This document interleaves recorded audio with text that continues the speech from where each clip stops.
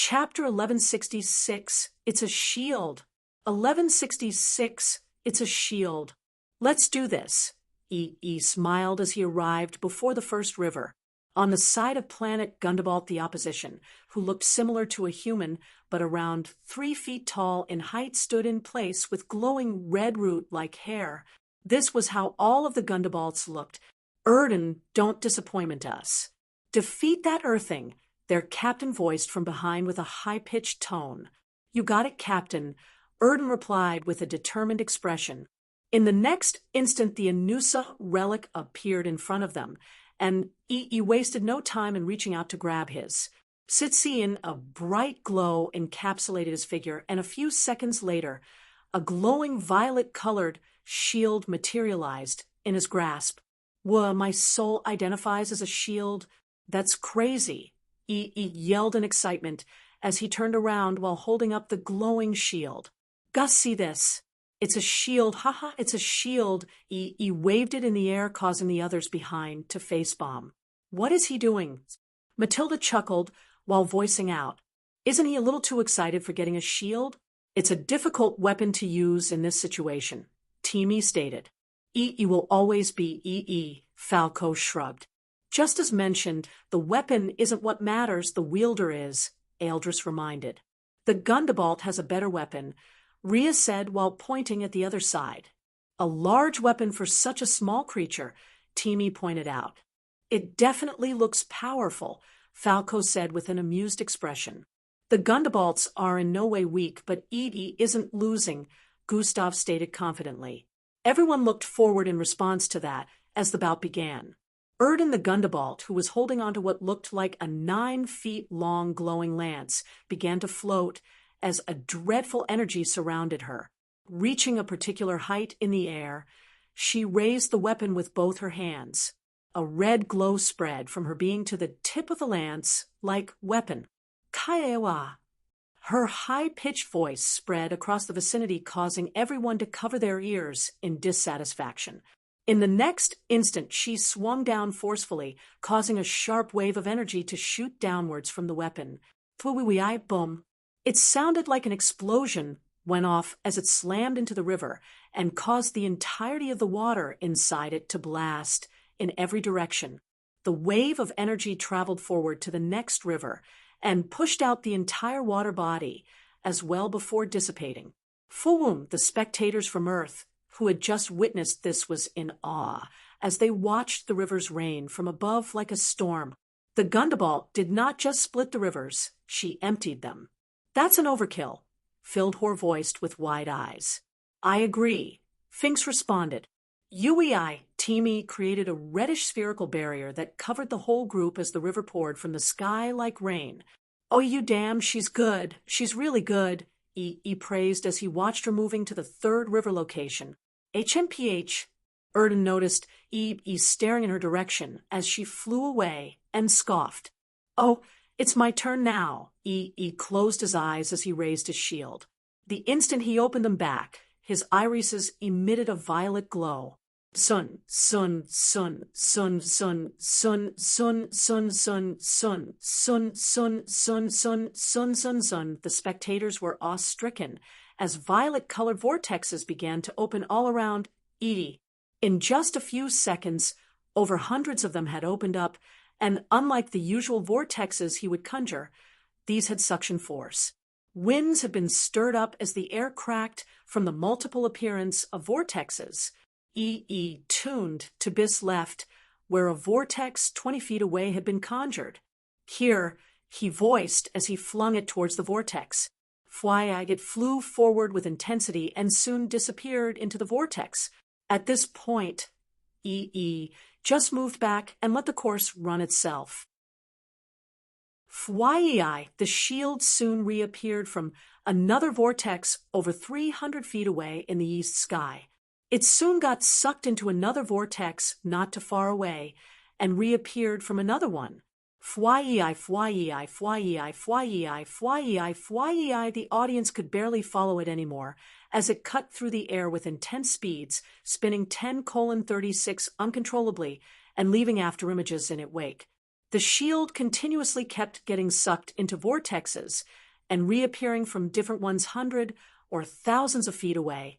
Each time, the speed would increase, and in a couple of seconds, it had become so fast it was now a blur. The momentum kept building up, gathering waves of energy around it that caused the air to tremble. The audience could barely follow it anymore as it cut through the air with intense speeds, spinning uncontrollably and leaving afterimages in its wake. "This should be enough," he muttered as he turned around and snapped his fingers. 50 feet south of the first river, a vortex appeared. The shield, which had just disappeared into another vortex, suddenly reappeared from the one south of the river. Thryrii, it sounded like the air was getting ripped apart as it traveled forward with intensity, crossing more than 500,000 feet in an instant. The reaction from the surroundings was not fast enough to keep up as the shield rolled over the surface of the first, second, and third river, as well as the land in between their midst in a second. Immediately afterwards, the rivers blasted sideways as the bottom was quickly revealed and the land underneath cracked open. Boom. CRYRRKKKKHH. The jaws of half of the spectators who happened to be hooked on the Earth's current performance had dropped to the ground after witnessing this. Silence reigned for a few seconds before the sound of cheers reverberated across the arena. The shield had completely split not only the first to fifth rivers, but also totaled the surroundings as well. A caved-in massive split surrounded by cracks could be spotted where the rivers were initially located. It looked so deep from the spectators' corner that they wondered just how much force the shield carried. When it was released, Zuzani stepped into a vortex and appeared right in front of the sixth river, going ahead of the Gundabalt, who was still on the fourth. How did he do that? Erden had a shocked look upon seeing the surroundings. Even the river in front of her had sand spilled into it from the residue energy of the shield. Zun Plum, the sure lead, reappeared in EBS' hand as he prepared to perform the same action for the sixth river. "That worked better than I expected," mused as he began opening vortexes again. Minutes later, Planet Earth 1 to 0 Planet Gundabalt. The spectators' area was currently going bunkers after witnessing EE's splendid performance. Erden moved back to her teammates with a completely defeated look, as one of the screens displayed the replay of how EE had managed to split the ninth river. EE was the first participant to split the ninth river. Although he didn't split it completely, the quarter he split was counted, since no one even managed to successfully split it even a little bit. Erden hadn't managed to even successfully split the eighth river. Talk more of reaching the ninth. Her stopping point had been the seventh. "Don't be disheartened, Erden. Not even I could have managed to win against him," their captain voiced. "Captain Shomiwi." Erden began crying glowing tears as she fell into her captain's embrace. "It's okay."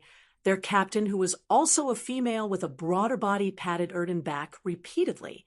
"That must have been their strongest teammate. They definitely won't be able to repeat that." Captain Shuma's face turned determined while the other teammates had fired up looks. On Earth's side, "Good job, EE. Nice one. I knew you could do it, man. Don't lie, you didn't, haha." Everyone either gave EE a high five or a fist bump. When EE arrived in front of Alevra, she raised a fist while he raised a high five, which caused a little awkwardness. Haha. They both chuckled as Alevra blushed a little. "Good job," she said to him. "It was nothing. I'm sure you will do better," he replied. "You have too much faith in me," she voiced once more. "Pa." Before EE could reply, Gustav tapped him from behind. "Oh, were you too?" Gustav realized he just interrupted something. "Oh, no, nothing like that. I didn't say nothing, though." Gustav raised his arms with a clueless look. "You MF," EE chuckled as he grabbed Gustav's head playfully. After a minute, it was time to send the next participant. "Am I going next?" Timmy questioned as he stepped forward. "No. You will lose if you go against that person," Gustav stated while staring at the next representative the Gundabalts had chosen. "Why? There's no way I would lose to that." Timmy was about to retort when Gustav replied. "2 reasons bad matchup, and that's their captain, Gustav replied. Follow current novels on topnovelful.com. Chapter 1167, 2 reasons bad matchup, and that's their captain, Gustav replied. Oh, Teamy voiced. Will you be going then? Nah, I have a better matchup. Elevra, you're up, Gustav announced. Elevra's face turned focused as she heard this. How far do I have to go? She wanted to know if it was necessary to go all out. Gustav had told everyone initially that they wouldn't be displaying all of their strength from the start, but eventually they would go all out. Just make sure you get to the 9th river, Gustav instructed. Elevra nodded and began heading forward. The grounds E destroyed initially had been fixed, and new rivers were now positioned there. As Elevra arrived before the first river, the Anusa relic appeared before her, and she reached out to grab it. A few moments later, she was holding onto a massive spear with a fiery purplish flame at its tip. Elevra stared at her weapon with a look of satisfaction before pointing it at the river before her. Her entire figure was soon emitting a bright, purplish glow as the ground began to quake. On the other side, Captain Shumi held onto what looked like a massive cannon. It was 4 times her size, yet she held it above her like it was nothing while pouring energy into it. A couple of moments later, they both took action. Boom! A shot was released from the cannon, which flew into the river ahead and exploded with intensity. Meanwhile, Elevra, who had levitated to almost 100 feet height, flung the spear in her grasp downwards. Fwaiive, a purplish streak cut through the air as it bore through the river instantly, emitting a shockwave that caused the entire river to be emptied. Both opponents went through the 1st to 6th river, performing the same actions and clearing it out. Her strength should be reaching its limits after this river, Captain Shumi thought, as she gave it her all and cleared the 7th river as well. The purplish aura surrounding Elevra climbed as she flung down her spear from the air once more. Bang! The entire river was emptied once again effortlessly as cracks spread across the floor of the river. Tisich, there is no way she's as calm as she looks. Captain Shumi peeked at Elevra from her end below. They were currently at the 8th river now, which was the limit for a lot of participants.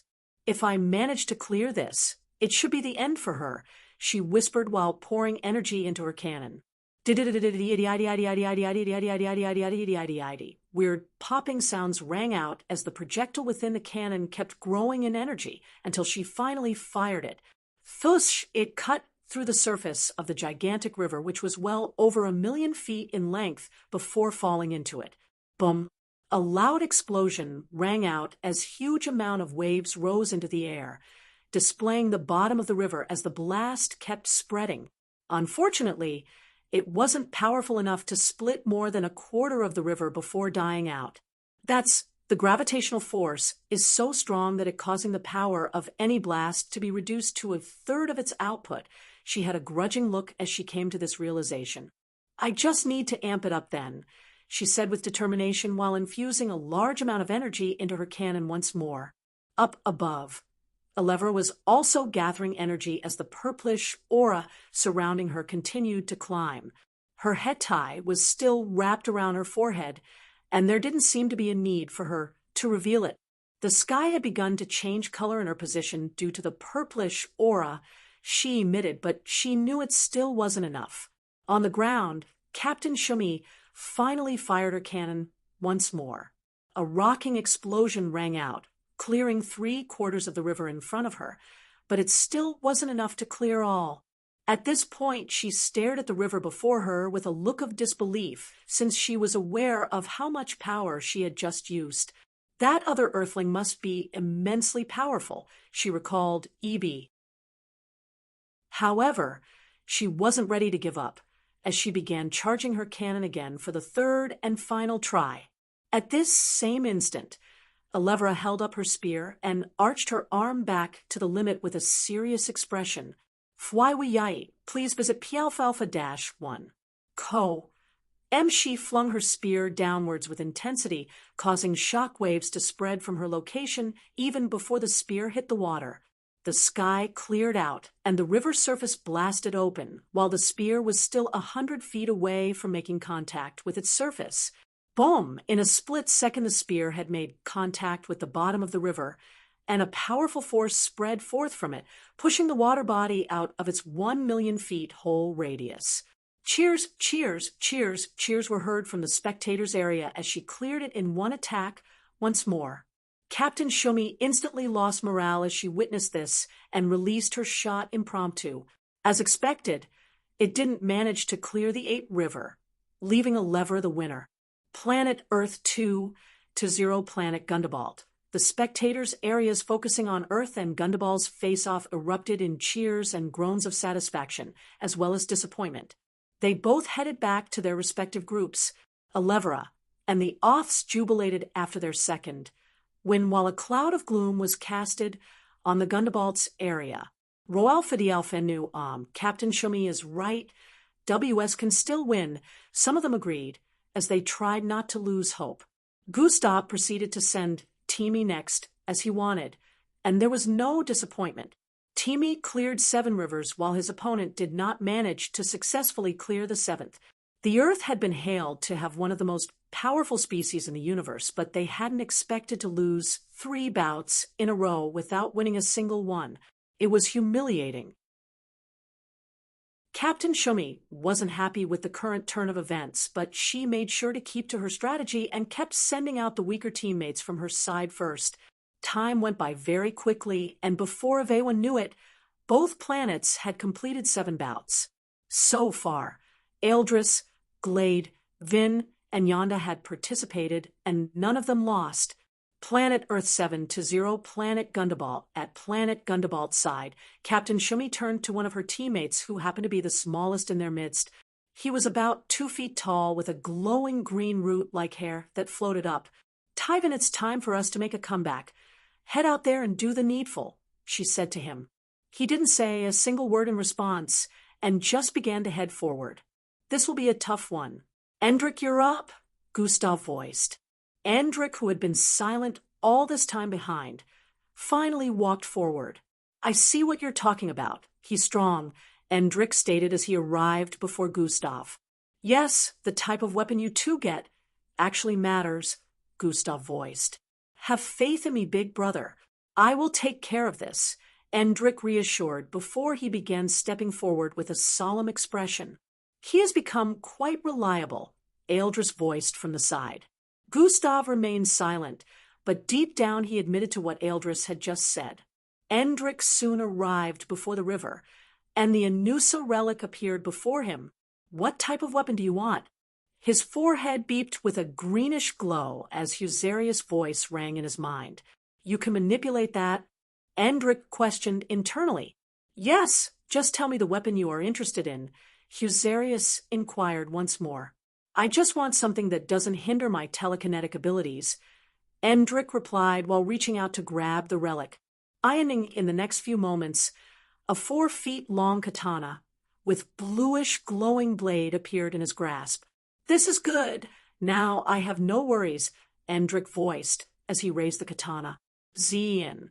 His irises turned sky blue as he gathered telekinetic energy. On the other side, Tyven held onto what looked like a metallic club. The club began to extend in length as he floated into the air. It became so long, it extended beyond the first river. Dashwo, is that even allowed? The spectators began questioning this, but then it wasn't against the rules, since it was his abilities manifesting through the weapon. Bang! Swinging the massive metallic club downwards. It instantly split a couple of rivers as it dropped onto them. Meanwhile, Endrick also swung his katana forward at the same instant. Telekinetic split. Universal separation, he muttered as a wave of energy was released from the blade of the katana. Chapter 1168, Telekinetic Split. Universal separation, he muttered as a wave of energy was released from the blade of the katana. Tweeish, a loud crack rang out as the energy descended upon the waters like a giant blade and cut through everything in its path, causing the waters to separate. The spectators once more watched in awe as Endrick performed a spectacular feat close to that of EES. Spatial blink, Endrick blinked and vanished, only to reappear after 4 rivers in the next instant. He wasted no time in activating another telekinetic attack while swinging down his katana once more. Tyvan, who was still heading towards the 4th river, hadn't even activated his next attack before Endrick reached the 7th river. After another swing of his katana, he blinked and arrived at the next river, which was up to 1,000,000 feet away. Dash, just who is that kid? Dash, he looks like the youngest amongst Earth participants. Dash, the others really need to watch out for him. The first representative, and that girl with the head tie. The spectators were once again in awe as Endrick soon arrived at the 9th river. At this point, he finally slowed down and gathered telekinetic energy for a bit. Tyvan, despite being slower, had been clearing the rivers effortlessly as well. The spectators had to agree that he was powerful as well. In the next few moments, he cleared the 8th river and arrived at the 9th, catching up to Endrick. Cheers, cheers, cheers. At this point, everyone spectating was on their toes as Tyvan seemed to be the most powerful Gundabald. Only him had managed to scale past the 8th river so far. The metallic club in his grasp, which had turned into a rod at this point, kept growing in length as he floated upwards, like Endrick as well. Endrick was keeping himself afloat with his telekinesis, but it seemed like Tyvan had other means of performing the same action. The 9th river right in front of them was over 20,000,000 feet in length and had a thick, concentrated amount of gravitational beam currently firing upon it. It looked 100 times more solid than steel as it reflected its surroundings without a single ripple. As Tyvan Rod kept extending, it soon reached a length of more than 20,000 feet. At this point, he raised it in the air with both hands as a bright glow encapsulated its entirety. Fwaiwii, he swung it downwards at full force, causing the winds to howl as it descended upon the 9th river. Boom! A loud sound of collision rang out as the rod met with the river. It was like metal clashing with metal as the sound waves caused a lot of discomfort. The river surface cracked like glass as the rod managed to sink into it, causing it to separate to an extent. Up to 1,000,000 feet of the river was affected by the powerful swing, which would have done well to split any of the rivers before the 9th. However, this didn't do much, as not even a quarter of the 9th river. Don't lose faith. He will still win. The Earthling cannot possibly. Before Captain Shumi could complete her words, Endrick swung down his katana with intensity. GHHBBBBBLLL. Their part of the arena began quaking intensely as a sharp telekinetic energy ripped through the air from above. Bang, bang, bang. The barrier covering the arena was pierced through as Endrick's attack descended. Minutes later, planet Earth 8-0 planet Gundabald. That was a close one, Eldris said while watching the replay. They both got a chunk of the 9th river. Damn powerful, they praised after noticing just how far the two went. Endrick had managed to cut through half of the 9th river, but Tyvan failed to get past a quarter. Endrick had gone further than EES performance at the start. This made the spectators reevaluate as they wondered who was the most powerful on Earth's team. Who is going next? Abestos questioned. At the Earth spectators' corner, Grand Commander Cheyenne and Miss Amy were seated right next to each other. How sturdy do you think the 10th river is due to the gravitational beams on it? Grand Commander Cheyenne questioned. As sturdy as the entire Earth from its surface to beyond its core. Managing to split the 10th river would mean a participant is capable of splitting the entire Earth into 2 halves, Miss Amy replied. Do you think any of the participants here are capable of that?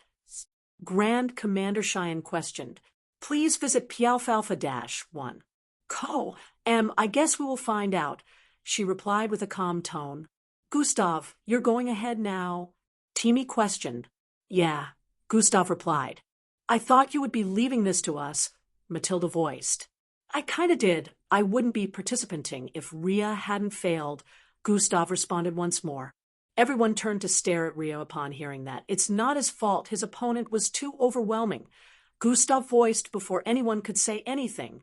Rhea had his head hung low in shame as he realized he was the first to get defeated. Look, they just held their most powerful participants till the final bouts to make a comeback. The weapon Rhea got didn't help matters either. I have to be the 12th matchup, so we can have our 11th win and finally move on to the next stage, Gustav disclosed.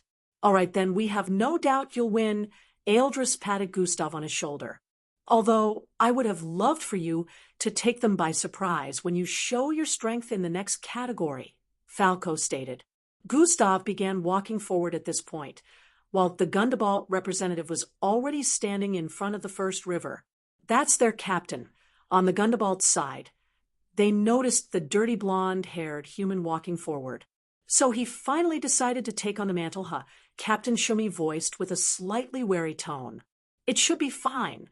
Since Navira Powers is resistant to the force of gravity, she should do better than every other participant so far. After we win this, I doubt Earth has any more powerful representative to send out like the previous ones.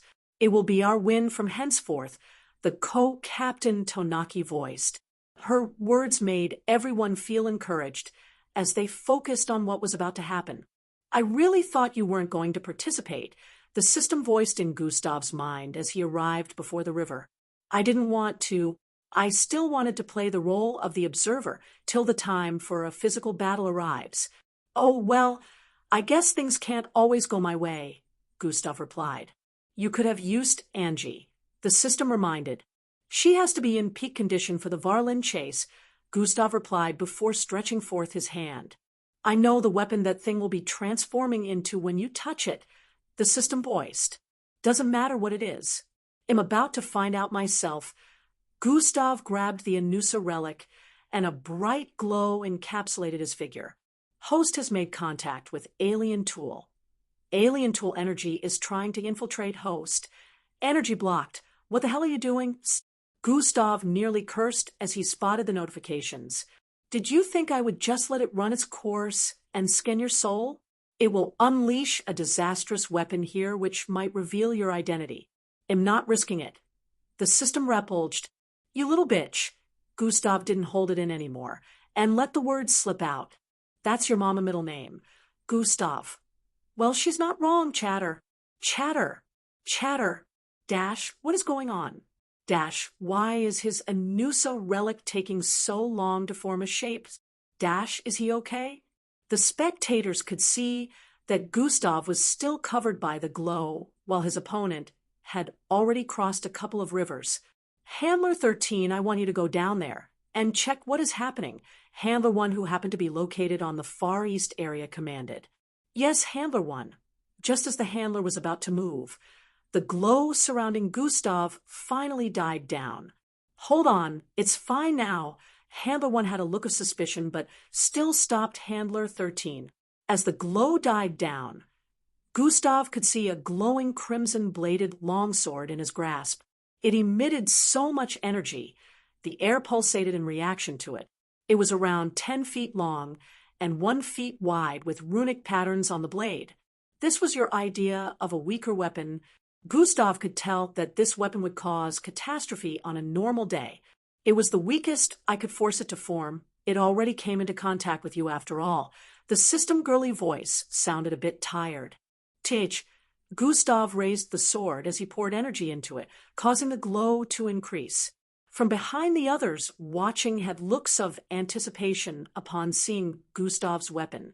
His opponent had already gone past the 6th river, and they didn't want him to waste any more time as well. Combination has been activated. Slash has been activated. Atomic disintegration has been activated. Chapter 1169, combination has been activated. Slash has been activated. Atomic disintegration has been activated. Strength boost has been activated. 2 times force has been activated. Partial Bull Transformation plus Blood Wolf Transformation plus Draconic Transformation plus. Adding the mini black hole would be an overkill. I should just leave things this way, Gustav thought as his arms bulged with intensity, showing his muscular outlines through his suit. On his hands, silvery scales appeared as his entire figure oozed unprecedented energy. The whole weapon was covered in a milky glow as he raised it higher. Gustav's face turned serious as the grounds trembled as the rivers bubbled before he swung downwards with force. Twi-highish, a massive crescent-shaped crimson arc blasted forward from the sword as the weapon descended in a vertical format. The ground from his position to 7 rivers ahead was split open in an instant as the destructive crescent-shaped arc traveled millions of feet. Chatter, chatter, chatter. Voices of disbelief and astonishment reverberated across the whole arena as the grounds beneath the rivers split as well. Hover has been activated. Gustav's figure floated above the ground as everywhere around him caved in. Oh, sheet! And the others also jumped backwards as the grounds kept sinking. Zun! He quickly opened a vortex and everyone jumped in. They reappeared 10,000 feet behind their initial position and looked forward to see that the grounds had sunk in. That might have been too much, Angie muttered as they looked upwards at the screen which displayed Gustav. The footage showing Gustav zoomed out to display the destruction around, and everyone's jaws nearly dropped to the ground. Did he just clear 8 rivers in one go? On the Gundabald's side. They also had shocked looks as they stared at the screens. It was not news that the further an attack traveled, the weaker it got, so the chances of clearing further rivers in one strike was lower. What they had just witnessed proved how powerful the strike was. This is your definition of weak? Gustav asked the system while slightly raising the sword. Yes, you have no idea how lucky we are. The system replied internally. Gustav. Navira, who had already gone far ahead of Gustav, was stupefied as she noticed he had cleared past the 8 river in one go. I won't lose, she assured herself as she headed for the 8 river. On another part of the arena, where a battle between 2 powerful planets was ongoing, they were currently at the last bout that would decide the winner between them. Unfortunately, despite the fact that both teams sent out their most powerful representative for the final bout, one happened to be much stronger than the other. Captain Irond is going to use it now. On the left side, one of the teammates who had a dark cloth wrapped around his figure from head to toe voiced out. The Lorks have lost then. Another one who looked similar, but with a more scrawny build stated. Up ahead, both planets' representatives were currently at their 9th river, about to attack. On the left, one stood in place with dark eyes and cloth covering the rest of his head. He had a shadowy cloak strapped to his neck which kept swimming in the wind as energy surrounded the staff in his grasp. On the other side, a reddish figure with only eyes and black streaks across his body held onto a double-edged sword as he also prepared to unleash a mighty attack. The 9th river couldn't even be called a river anymore. It was practically a small ocean. After a couple of moments, the reddish figure had built up a massive amount of energy and swung his double-edged blade sideways. Winds howled as it carried a massive pressure that sliced towards the 10th river. Clank, it met with resistance as the entire river quaked like a solid object, but it suddenly built in strength and sliced through the 9th river. Thrira! Cheers! Cheers! Cheers! Cheers! The loud sound of cheers rang out as this person happened to be the first participant to cut through the 9th river. The crowd was going bonkers at the moment. Meanwhile, the dark figure on the other side kept increasing in presence as he arched his arm backwards with his staff before thrusting forward with intensity. Boom! A destructive force bursted forth from his staff, slamming into the 9th river ahead and piercing through it instantly. Please visit Pialfalfa-1. Co. M. Thriria, after traveling for millions of feet. The spectators' mouths were once again left open as another participant managed to split the 9th river yet again. Dash, the participants from Indulus Prime and Zillion might be the most powerful. Dash, hey, you can't just judge like that. Some didn't get to use their full strength because their opponents were not strong enough. Dash, look. Someone else just split the ninth river too. Dash, Earth's Captain Crimson. Dash, look, the Gundabalt is about to try too. Gustav, who had just finished splitting the ninth river without much stress, waited to see if his opponent would be able to do the same. I'll have to unveil more of my strength.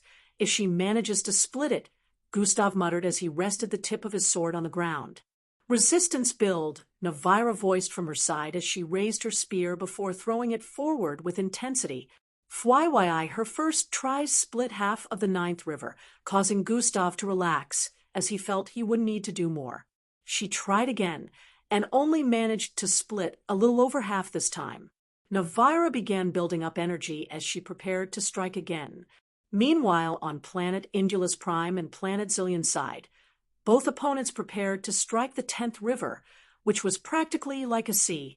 Almost the entire spectators' area watched as they conjured strikes using their weapons and attacked at the same time. Boom. Boom. Both attacks hit the surface of the 10th river, but unfortunately didn't manage to split it even in the slightest. They both had determined looks as they built up energy once more to at least leave an effect on the 10th river. Their second strikes bore the same results as they didn't manage to split it even in the slightest. The heaviness of the gravitational beams descending upon the 10th river was just too much.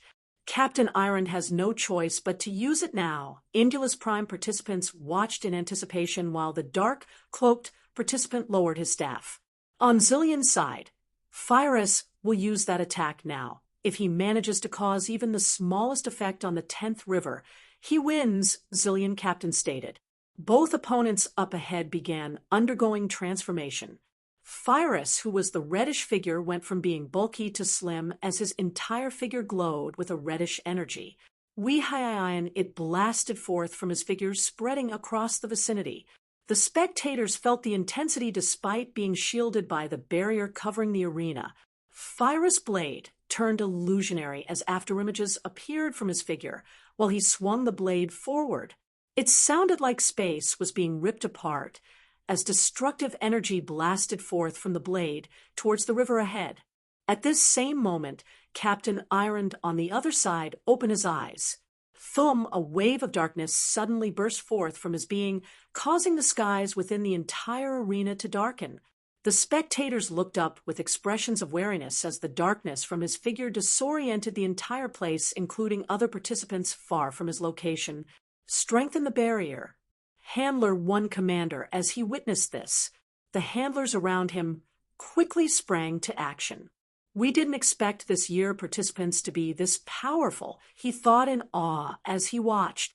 Captain Iron pushed his staff forward at this point, sending an indomitable force towards the river. Boom! The Zillions who had been celebrating earlier had looks of shock as the strike split up to half of the river. Their representative had only managed to split a quarter after his third try. The entire arena, and even the spectators' area, quaked repeatedly as the residual energy from the strike swept across the place. Luckily, the barrier had been reinforced, so everyone was safe from the residual energy. Cheers! Cheers! Cheers! Cheers! The crowd was going bonkers once again as Gustav stared upwards with a slight look of suspicion. The skies were already clearing. He stared back at his teammate's position at a particular person. Too familiar, he muttered before turning back around. Oh, she managed to clear the 9th river, Gustav muttered. At this point, everyone was focused on planet Indulus Prime and Zillion, so only a few were paying attention to Guziev, who was ready to strike the 10th river. I guess I don't have any choice but to use more strength, Gustav muttered as he threw a glance at his opponent before stretching his sword forward. Combination has been activated. Gustav began transforming as he took on the full form of combining different mixed breeds this time. Chapter 1170 Gustav began transforming as he took on the full form of combining the mixed breeds this time. His height reached 10 feet as a horn appeared in the middle of his head, and a tail grew out his rear. A silvery-colored energy encapsulated his figure, preventing an outburst that could cause the vicinity to collapse from his presence alone. Slash has been activated. Atomic disintegration has been activated. Strength boost has been activated. 2 times force has been activated. Gravitational manipulation has been activated. Mini black hole has been activated. Gustav could no longer suppress his energy as the power from the combination of different attacks began to reflect in the surroundings. Even as he raised his sword, a beam of energy had shot into the air above and pierced through the barrier. GBBBBLLBBBB, the entire arena began quaking at this point. However, the quake was not limited to the arena alone. GBBBBLLBBBB, the entire 9th disc began quaking intensely as a dark swirling mass had appeared at the tip of Gustav's sword. The black hole was the size of a baby's palm, but the suction force it emitted was unprecedented. The whooshing winds and intense energy Gustav's figure emitted had caused the other participants around to stare in his direction as the whole place was affected. "This is bad," Handler 1 voiced. "Reinforce the barriers, a guy." He was too late. Gustav's sword swung downwards at this point. Tai-Hien, a destructive crescent-shaped arc that grew larger with each passing millisecond blasted forth from Gustav's sword. It descended like a judgment from the high heavens, ripping to shreds everything in its path before even coming into contact with it. The mini black hole happened to be right ahead of it, swallowing the river in its path as it shot forward with intensity. Before everyone's jaws could drop, the mini black hole had swallowed up to half of the 10th river up, but the destruction didn't end there. The destructive crescent-shaped arc trailing behind it also did well to destroy the dry land behind it, causing the grounds to cave in. "Get the other participants away right now." "Move, move, move." Handler 1 commander and all the handlers moved out at this point. They began to clear the part of the arena which the destructive force was headed. The participants were swiftly taken away as Gustav's mini black hole finished swallowing the entire 10th river. Boom! The thunderous sound of destruction reverberated across the vicinity as the destructive arc, which had become extremely massive, destroyed even the machines above, responsible for the gravitational beams. Up in space, the Ozia space station watched a massive reddish arc slice one of their satellites in 2. From their location in space, they could see the arc slam into the 8 disc as well, causing it to quake a little. "What in the world?" one of them in the space station muttered as they stared at the screens that displayed the ongoing ISOP challenge. All that could be seen was dust. The entire arena was currently having visibility issues. After a minute, calm began to return to the arena as the dust in the air slowly cleared. "Is everyone okay?" Miss Amy questioned as she waved her hand, causing the barrier she created around Earth's participants to dissipate. "We're good." Who knew Gustav could do that? Some of Earth's spectators couldn't hide their surprise as they voiced out. "That's my boy." Miss Amy smiled with a look of pride. A wall of yellow-colored energy had surrounded the spectators' areas all around, which prevented them from receiving the brunt of the shock waves at the last minute. The entire arena minus the spectators' area was practically leveled at this point. The participants had been moved away at the last second, except for Gustav, who was in the middle of the whole thing. Royal Fidel Fenu Planet Earth 11 to 1 Planet Gundaball. Chatter. Chatter. Cheers. Cheers. Cheers. An uproar erupted within the arena as the announcement went off. There was someone this powerful amongst the participants. Please visit P-Alpha-1. Were these youngsters eating? How did they get to such strength level this fast? Who would win him or Captain Strum? Captain Strum can do this too. Who knew the Earth's captain was this strong? All sorts of discussions rang out amongst the spectators after witnessing the spectacular feat of Gustav, not only splitting the 10th river, but pretty much annihilating everything in the vicinity as well. This part of the 9th disc was utterly destroyed, but luckily they were able to take care of the damage. You are the true definition of an overkill, he laughed as the Earth's participants sat within their waiting room. I didn't think it was going to be that powerful. Gustav felt the mini black hole would have been enough, but he really overdid it. Black holes practically swallowed even light, so it was expected that the gravitational beams had no way of affecting it even though it was a smaller version. Well, at least we won, Rhea voiced with an excited expression. How in the world are you able to create a black hole? Just how many abilities do you have? Matilda and Glade inquired at the same time. Do you guys recall when I mentioned, I will no longer hide what I can do? Gustav questioned. Some of them nodded in response. But now the opponents also know of your different abilities. They will try to find a way to counter it in the future challenges. Is that a good thing? Eldris questioned. They only know of the ones I've used, Gustav replied. So there's more? Falco inquired. Besides the ones even you guys have seen. Yes, Gustav responded.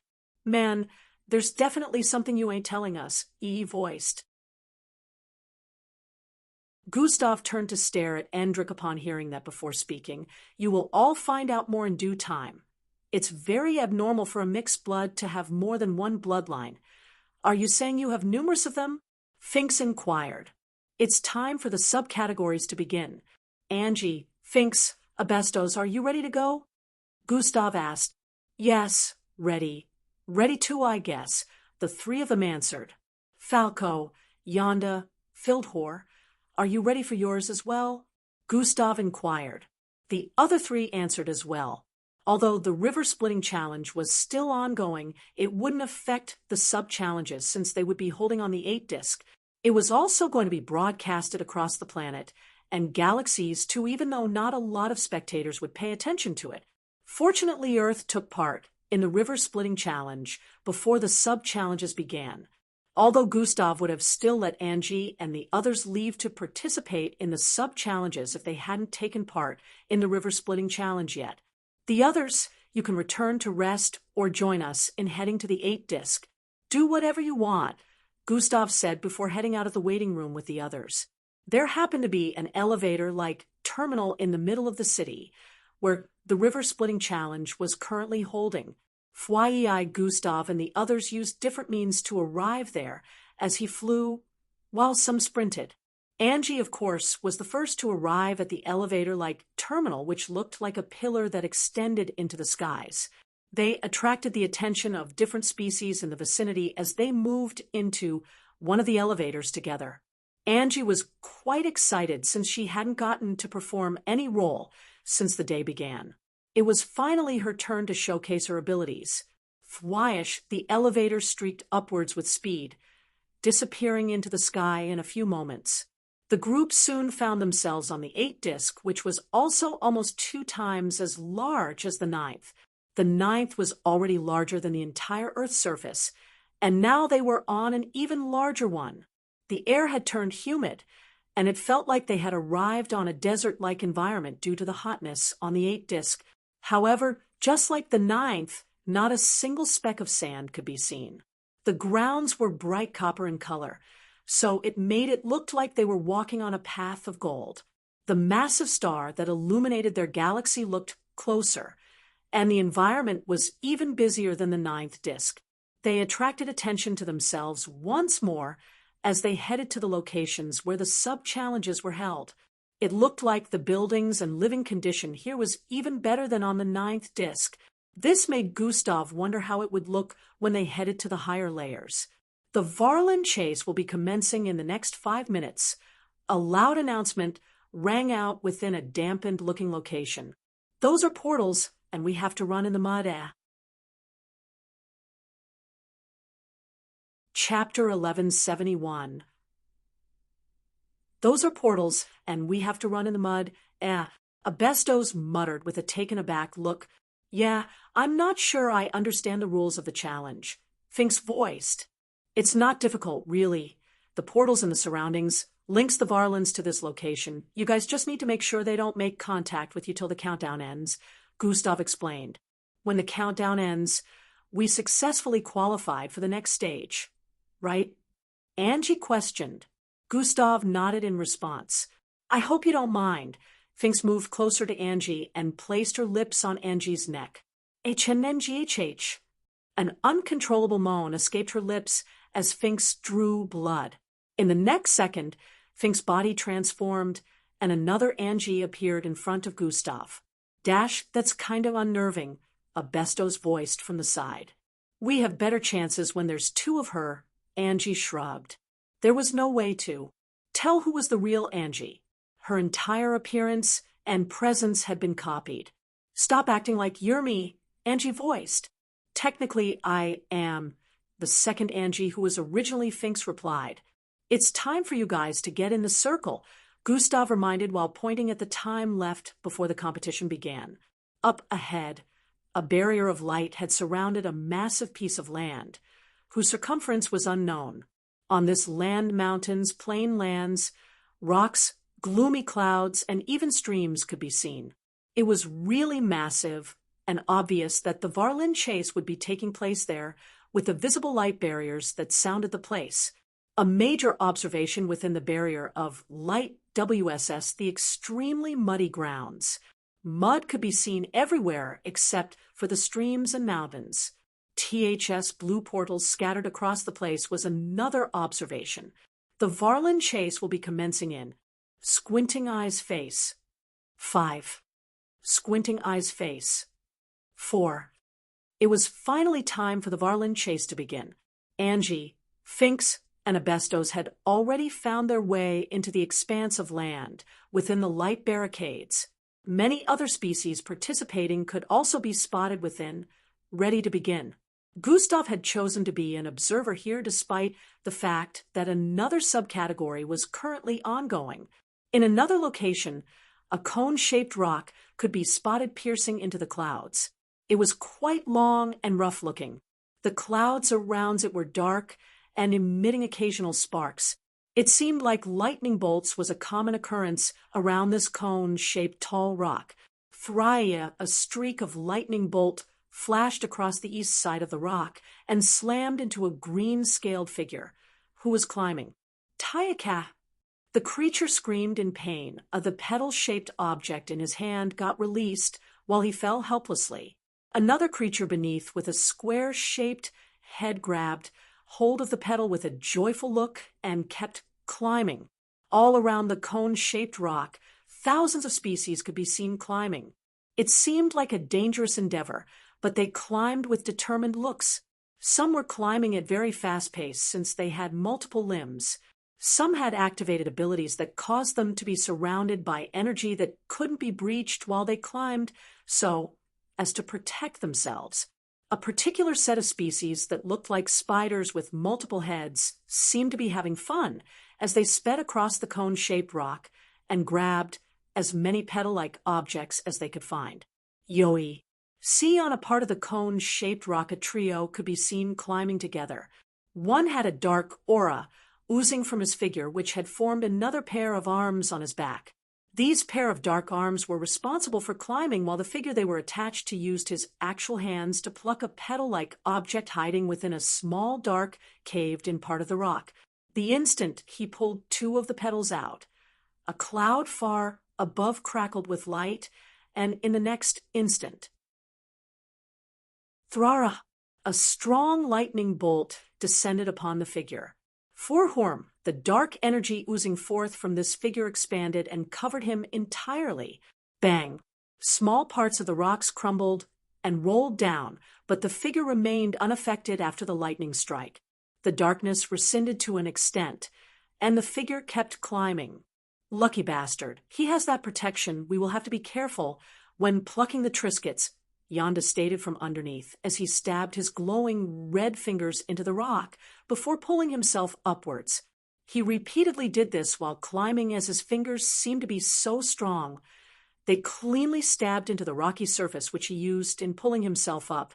Well, we have our own means of avoiding the repercussions of taking a Trichet too, so don't be too jealous, Fildhor voiced from the side. His entire skin was currently the color of tar, but looking so smooth, one could use Fildhor as a mirror. Crunch, crunch, crunch. As Fildhor climbed, chunks of rocks would be smashed due to his intensive grip. Falco, Yonda, and Fildhor were currently competing in the seismic climb sub-challenge, and so far it had been a crazy venture. The pedal-like item everyone was trying to grab as they climbed up was said to give extra points, and it was called a trikit. However, whenever a person took it from whatever spot on the rock, there would be repercussions. Despite the warning, participants still tried to get the trikits because one could still win points for their planets, which might supersede the points the winner from the seismic climb got.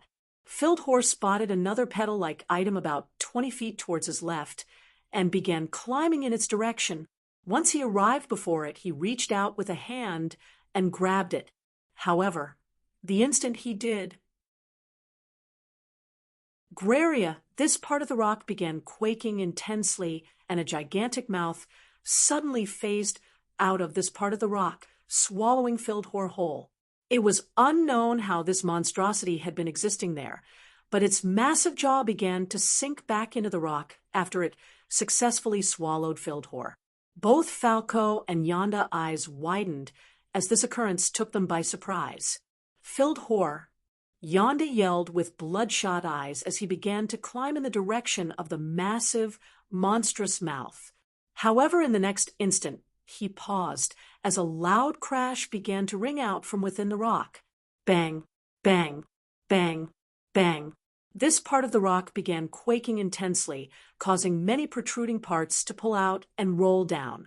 The loud crashing sounds intensified like a collision was occurring within the rock. Suddenly, the jaws of the creature which had been sinking back into the rock got blasted open. Along with the blast, a wide hole was formed within this part of the rock, and a tar-skinned figure jumped out of it. Thry blood poured down as Fildhor grabbed hold of a part of the rock above Falco after leaping out of the hole. Hey, that creature had more in its belly, Fildhor jubilated as he held a bunch of trikits in his palm. Bastard, I thought you were dead. Yonda yelled from beneath.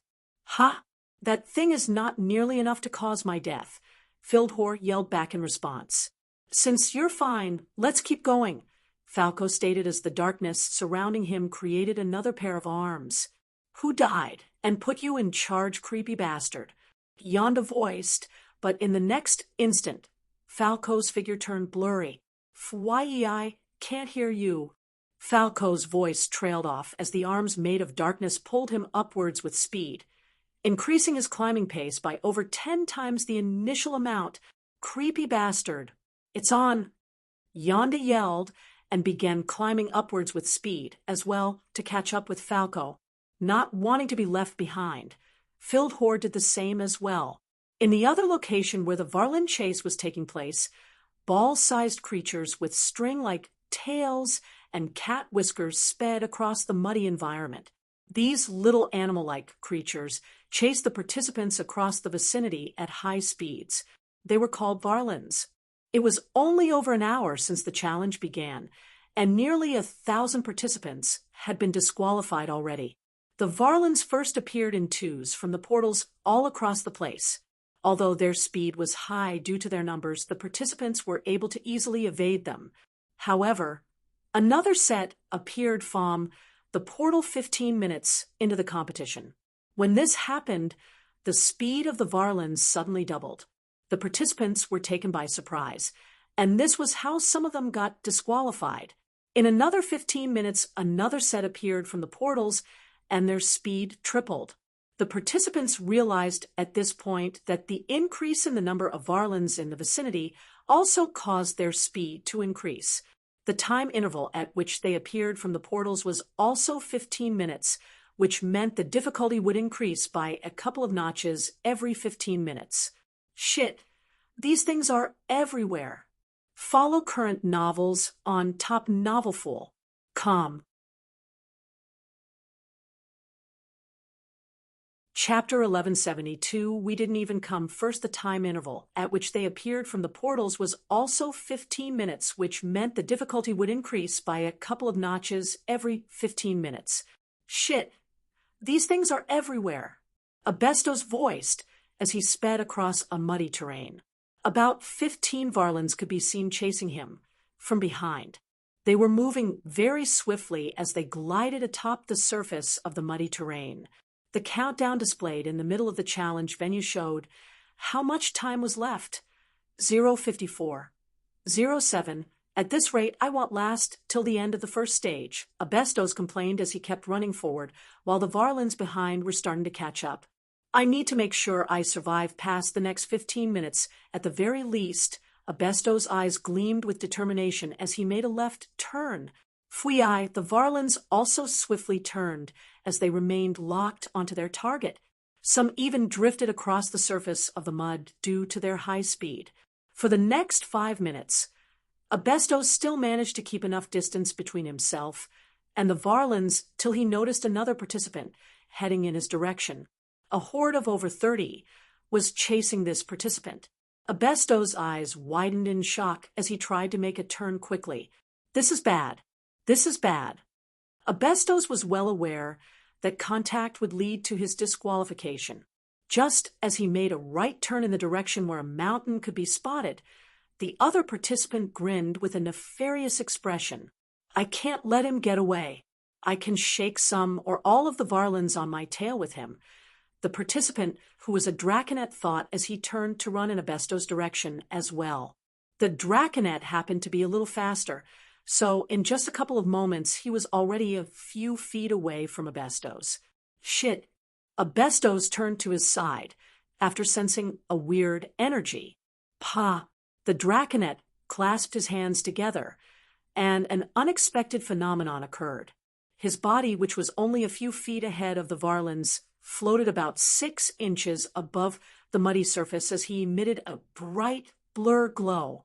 Hyanin, a silhouette, suddenly slipped out from his back and instantly appeared 100 feet behind the Varlins chasing him. However, since his body, which floated a little above the ground, didn't move for a split second, the Varlins had already pounced upon it. To Abestos' surprise, the Varlins phased through the draconet body, which suddenly turned illusionary and began to float backwards. Psia, the body floated straight towards the silhouette that slipped out from it, and they combined once more before returning to solid state. Shit. Abestos cursed again as he noticed the draconet had distanced himself from the Varlins chasing him by a couple 100 feet. The Varlins, which were close to catching him earlier, turned to Abestos now and identified him as their new prey. Fuum, Abestos yelled as he kept running with over 50 Varlins chasing from behind. In another part of the location, Angie could be seen standing on a mountain and breathing profusely. I should probably reduce how I use her abilities if I wish to maintain this form for longer, she mumbled while the 2 horns on her forehead reduced in length. Never has a form drained me like this one. This girl is truly a monster, she voiced again while turning around. Fui-hi, fui-hi, fui-hi. She suddenly spotted multiple dark streaks cutting across the muddy terrain beneath from her view on the mountain top. They were heading in her direction and soon sped across the sloppy mountain path, arriving before her in a few moments. Got to go again, she voiced as she stared at the Varlins leaping towards her figure in slow motion. Their fast speed was really nothing to her. Turning around, she took a step forward and quickly arrived more than 200,000 feet ahead of her previous location. The Varlins only caught air as they fell to the ground of the mountain top in confusion, wondering where the prey they were after had disappeared to. In another location, a second Angie could be spotted. She skipped playfully on a small green-colored stream, ignoring the chaos around her. At the edges of the stream, up to 50 Varlins had surrounded the vicinity. They didn't need to lie in wait, as their speeds also allowed them to run on the surface of a water body too. However, at the moment, it looked like they had been frozen in time as Angie played on the stream. They were barely moving, and the surface of the stream seemed still as well. Whenever Angie stomped on it, even a small splash of water hadn't been able to completely form. It was still slowly forming. Hee. Angie kept giggling as she moved from place to place across the stream, while everything around her still looked frozen in time. She paused in the middle of the stream and looked towards the northern sky. 042, 37, this is too easy, Angie muttered as she watched the time count down normally. 042, 36, 042, 35, 042, 34, the timer WSS counting down normally, but the time in her surroundings seemed to have been altered. Hopefully things will become more interesting in the next stages. Her left horn, which had been emitting a silver glow all this time, suddenly dimmed.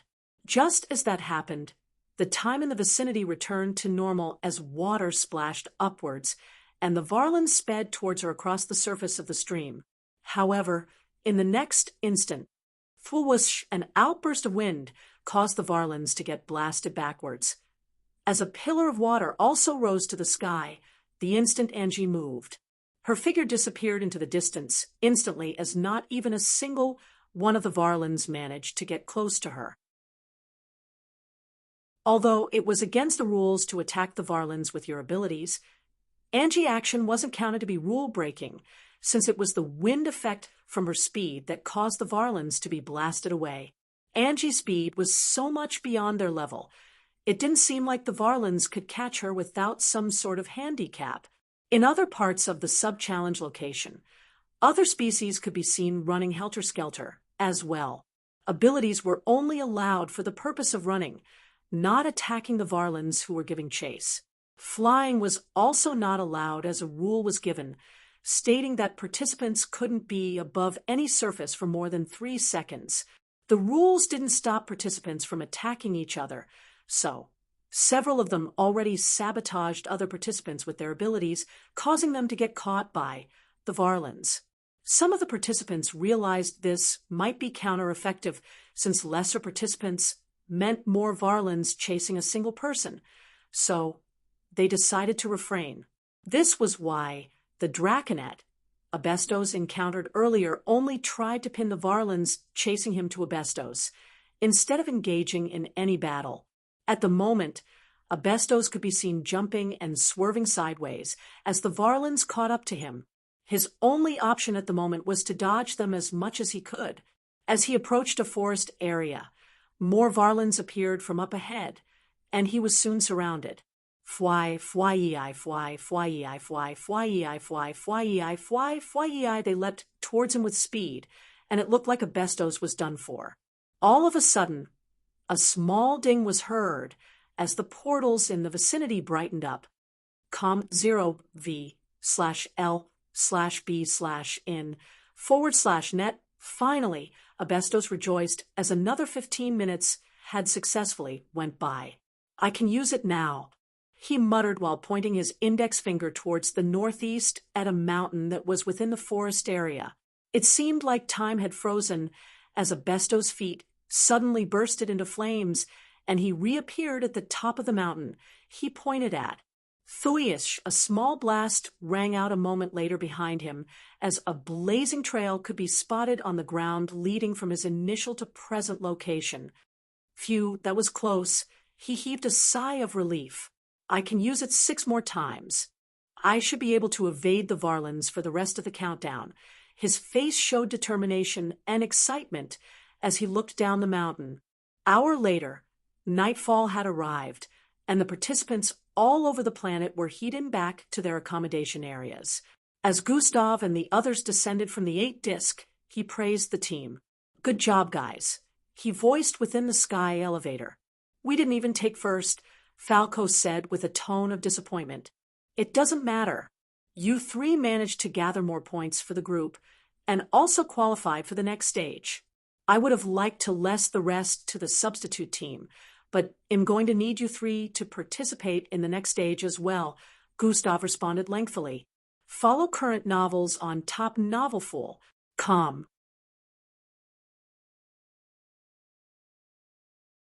Chapter 1173, facing a panel. I would have liked to less the rest to the substitute team, but am going to need you 3 to participate in the next stage as well, Gustav responded lengthily. What if there come a time where we can't participate because we're busy with a main category? Fildhor asked. Well, cross that line when we get there, Gustav responded. Angie, Finks, Abestos, good job on your suits too, Gustav added. It was a piece of cake, Angie said with a smile. I can't wait for the next stage, she added. Nope, it wasn't a piece of cake for me at all. That draconet nearly sabotaged the whole thing for me. Abestos shook his head. I saw, but at least you managed to get through to the next stage. Gustav tapped his shoulder twice. So long as I maintain Angie's transformation in good. Things cut in. According to the announcement, the next stage is in 2 days, so you three can relax till then, Gustav stated. No rest for us. The next stage for the seismic climb is taking place tomorrow. Falco folded his arms. On the bright side, the river splitting challenge won't be completed till tomorrow, so the group will be free for the entire day. So until the second stage for the seismic climb starts, you three are also free, Gustav voiced in response. They arrived on the 9th disc, and the group decided to go spectate the ongoing river splitting challenge. Gustav, on the other hand, excused himself and went off to a residential part of the 9th disc. Hand it over, Gustav voiced within a hallway where a group of 10 could be seen. They had white heads, completely green eyes, and transparent skin. These were the Zionsi. Now, hold on, Earthling. You can't just take it from him, the captain responded. I can, and I will. He lost the bet, Gustav stated with a strong tone. Unda stood behind the group with a fearful look as he tried to avoid eye contact with Gustav. If he gives you his sway force, he will be left powerless and become completely useless to our team in the course of this competition. The captain spoke with a pleading tone. He should have thought about that before he made the bet. Hand it over, Gustav said once more. I'm afraid we really cannot do that. If you could wait till the end of TH. The captain was still speaking when Gustav cut him short. I will not repeat myself. A dreadful aura began emanating from his being as he threw out a menacing gaze. Or what? Another teammate voiced as he stared back at Gustav with an unfazed expression. Yuzuki, stop it, their captain quickly cautioned the teammate, who had just spoken. Captain Alumo, we don't have to cower just because of his performance in the river splitting challenge, Yuzuki voiced out. Dash participants are not allowed to fight each other outside of challenges too, Dash, and if he was to complain to anyone, he doesn't have proof that there was a bet. The other teammates added as well. Unda was starting to regain his confidence back as he realized his teammates had his back on the issue. You all better stop, T. The captain was about speaking again, when Gustav cut in. All right, time up, Gustav voiced as he began to take steps forward. Step, step, step, step. Hey, you can't attack us.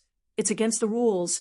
Yuzuki's face turned tensed with every step Gustav took. Who said I was going to attack? I'm just going to take what is mine. The instant these words escaped Gustav's lips, his right foot also made contact with the ground. Phew, a pinkish energy drifted from his being, spreading across the vicinity. What is? Yuzuki was about speaking again, when he sensed an insurmountable force descending upon his entire body. Bam, bam, bam. He wasn't the only one feeling this as they began to fall to their knees one after the other, while Gustav kept stepping forward. Captain Alumo was the only one who managed to fight against the force as he struggled to remain standing. However, his trembling knees were proof that he was having a difficult time as well. Sleep, Gustav's voice was like a mandate that couldn't be resisted. The Zionsis began falling face flat for the ground as they passed out one after the other. Their captain still remained the only one who kept fighting against the power as he tried activating his while a strong dose of drowsiness kept assaulting his senses. He tried to scream and fight, but he couldn't do so for long. As his body began to succumb, the last thing he saw before his vision faded was Gustav's hand on Unda's head. Unda was in a kneeling position, facing a completely different situation to his teammates. Bam! Captain Alumo's body fell to the ground, and he finally passed out. I can extract it, right? It seemed like Gustav was talking to himself, but this, of course, wasn't so. Yeah, in a couple of seconds, the system replied. A minute later, Gustav stared at the system notification in front of him with a satisfied expression. Zion's sway force has been successfully extracted. Does host wish to merge the sway force with the bloodline? Oh, I can do this too. Interesting, Gustav muttered. Unda, thank you for your cooperation. You can go to sleep now, Gustav said to the person kneeling before him. Bam! Unda fell face flat onto the ground and passed out in the next instant. A couple of other species passing by this corridor stared with curious gazes before one finally moved in Gustav's direction. Fights are not aloe. It wasn't a fight. Gustav cut her short before she could complete her statement. Sprint has been activated. Gotta go. Gustav's voice trailed off as his figure left afterimages while he sped off. He didn't want to attract any more attention to himself here. Everyone wondered what happened as the Zionsi lay on the ground like they had met their demise. Time went by very quickly, and the next day arrived. Since all planets didn't get to participate in the river-splitting challenge the previous day, they had today to do that. Gustav headed out with the others to go spectate the challenge, but on his way, he was accosted by a group of handlers. A rectangular floating platform descended from the air and landed in front of them. Gustav Crimson, you're coming with us, the handlers on the platform stated with authoritative looks. The group had expressions of confusion as they wondered why the handlers' voices sounded hostile. Gustav instantly knew what this was about, but still decided to ask. This is about yesterday, isn't it? Yes, you are coming with us for questioning, one of the handlers replied. Gustav stared at them once more before replying. Okay, you guys go ahead, I'll catch up soon, he said to the others before stepping onto the platform. It floated upwards and soon disappeared into the southern skies before they were even able to ask what was going on. Does anyone know what happened yesterday? Angie asked with a worried expression. No idea. He shook his head. The others looked clueless as well. We better tell Miss Amy about this just in case, Timmy suggested. com/0 v//Elbin / net within a wavy-looking roofed building. Gustav stood in front of what looked like a panel within a large hall. They were seated on high transparent seats in front of the hall, which made them look exalted above all. Gustav stood on the left, while a bunch of Zionses stood on the right. They all had familiar-looking faces. Gustav Crimson, Captain of Earth, did you break the rules of ISOP by fighting outside of the competition? One of the exalted panel members questioned with a loud tone. Nope, Gustav replied. Then how did you successfully extract the sway force from a Zionsi participant? Another one of them questioned. I just did. I didn't have to fight to achieve that. Gustav responded with an unbothered tone. Answer with truthfulness, as this could lead to your disqualification from participating in the rest of ISOP. The one who first questioned Gustav spoke again. Disqualification? Last I checked, no rules were broken. So just say so if you're looking to disqualify anyone unjustly, Gustav replied. Are you claiming you didn't make use of any special abilities against the Zionsis yesterday? The panel member questioned. I did, but there was no fight, Gustav replied. How do? Just show a goddamn footage instead of wasting time. What happened within the corridors of the accommodation area was surely recorded.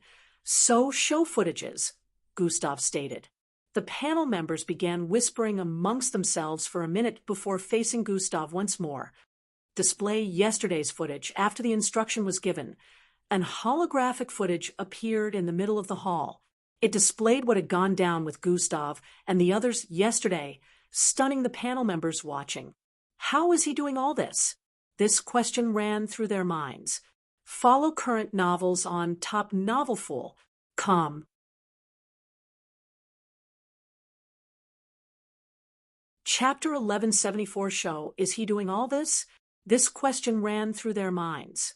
It looks like there truly wasn't a fight, one of the panel members finally voiced out. The others nodded in agreement. But he assaulted us. Surely the panel will be just in meting out punishment. Yuzuki finally voiced out, as it seemed he had been holding himself back. It will be unjust for the panel to let Gustav go. He took my sway force. Understated as well. According to the footage, Gustav Crimson did make use of his abilities, but we cannot see it as an assault since he did not physically harm anyone, one of the panel members replied. I have lost my abilities because of what he did. He put his hand on me. That is assault. Unda yelled. Indeed, this part cannot be ignored. Gustav Crimson, while no fights or physical harm occurred, you have taken something that doesn't belong to you. The panel member in the middle spoke. We ask that you give it back to put an end to this issue once and for all. Another panel member on the left voiced. It belongs to me, so no, I will not be complying, Gustav responded. You will be punished if this matter is judged to be an assault, since you have forcefully stolen something that doesn't. Let me stop you right there. I only took back what was rightfully mine, so y'all need to get your facts straight. Gustav cut the panel members short before they could continue. Lies. Unda cried out. We made a bet, and he lost. The wager was his sway force, so like I said, I only took what was rightfully mine, Gustav stated. Dash, he is lying. Dash, this scum just assaulted us out of nowhere. Dash, he took it by force. The Zionsi participants voiced out simultaneously. It's your word against theirs. Do you have proof? Witnesses that can back your claim? Upon the mention of this, Unda had a glint at the corner of his eyes.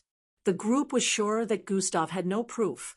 Although Eldris and a few other teammates were witnesses, it was still going to be their words against that of the Zionsis.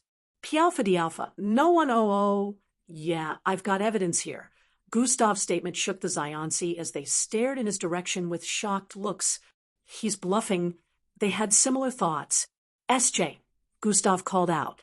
Xenon, a translucent head-sized item, suddenly appeared out of thin air. A glowing fluorescent light. The size of a baby's palm could be seen within, while its surface happened to be transparent and looked as smooth as glass. Display my time. Yesterday, exchanging dialogue with that buffoon, Gustav pointed at Unda. The fluorescent glow within the sacred jewel suddenly glowed intensely, illuminating the entire hall for a moment. In the next instant, the surface of the sacred jewel began displaying a particular footage that was all too familiar to Zionsis and Gustav. Their faces dropped as the sacred jewel even increased the volume of the ongoing scene currently getting displayed. Dash, the Klaxosapes will win. Unda's loud voice reverberated across the hall. Minutes later, Gustav Crimson, you are free to leave. The panel finally granted Gustav freedom without any punishment after watching the footage completely. As for the Zionsi, chatter, scuffle. The panel and everyone within the hall was suddenly attracted by a ruckus at the entrance of the hall. You can't go in. You are welcome to try and stop me. Within all of the ruckus, a familiar voice drifted into Gustav's hearing. Fyi Ro Alpha Di Alpha en Nuam in the next instant. A figure clad in all. White robes appeared within the hall. What do? You lots think you're doing? Miss Amy voiced the instant she stepped in. A powerful pressure instantly descended upon the entire vicinity, causing a deathly aura to permeate the air. This earthling. The panel members had shocked looks. Meanwhile, the Zionsis found themselves on their knees yet again. Miss Amy, stop, Gustav voiced out. I heard about what happened. Did they finalize the whole situation with a stupid verdict? Miss Amy questioned while walking towards Gustav. Actually, no, we just finished, and I was about to leave, he replied. Oh, the dreadful look as well as aura permeating from her suddenly ceased. Her face warmed up as she arrived before Gustav. Looks like you took care of it, she said. Yes, it's fine now, Gustav replied. I'm late again, but it's surprising to see that some people in power can have sound reasoning, Miss Amy voiced while staring at the 5 panel members. Shouldn't you apologize for barging in and inconveniencing everyone this way? One of the panel members questioned. No, he shouldn't even be here in the first place, so next time, Make your findings before bringing my student before any panel, Miss Amy replied before grabbing Gustav's arm. Let's go, she said while dragging him along as they walked out. The Zionses had looks of devastation after Gustav, and Miss Amy left. They had lost a teammate at this point, a teammate who was one of their core strengths. Now, they would have to use a substitute to continue with Aesop. Gustav had met up with the others outside who had been worried and came along with Miss Amy. It turned out Eldris figured out it must have been related to the bet issue despite the fact that Gustav didn't inform him about it. Knowing Gustav, he was sure a scuffle must have gone down, where Gustav probably had to take the wager by force. After he pieced things together, he informed Miss Amy, and they inquired to discover where Gustav was taken before they showed up. After the whole issue, they returned to the arena, and for the rest of the day spectate the other planets who were still participating in the river-splitting challenge. Gustav kept taking notes of the other planets' participants, especially the ones that would pose the most threat to Earth. As expected, 3 more participants representing different planets managed to split the 10th river as well. Before the river-splitting challenge ended, Gustav took note of those who were even more powerful than the participants who managed to split the 10th river. Just as mentioned earlier, some powerful participants couldn't show more of their strength due to pairing against weaker opponents. Some participants were also trying to hide their strength, which was most likely because they didn't want others to be aware of their cards before the one-on-one battles arrived. In the span of 5 days, about 2 more main categories were completed. So far, the challenges had been types that would require the participants to use their abilities in specific ways, and also follow a set of instructions as well as rules. Points were shared based on how the planet participants performed in these categories, and it was mostly high. Angie and Finks had managed to qualify for the last stage of the Varlin chase, which was holding the next day, while Abestos had been disqualified in the previous one. As for the seismic climb, Fildhor, Falco, and Yonda reached the last stage, but finished at the 20th place. Gustav wasn't in any way disappointed with the results, since they still managed to score a total of 620 points for Earth.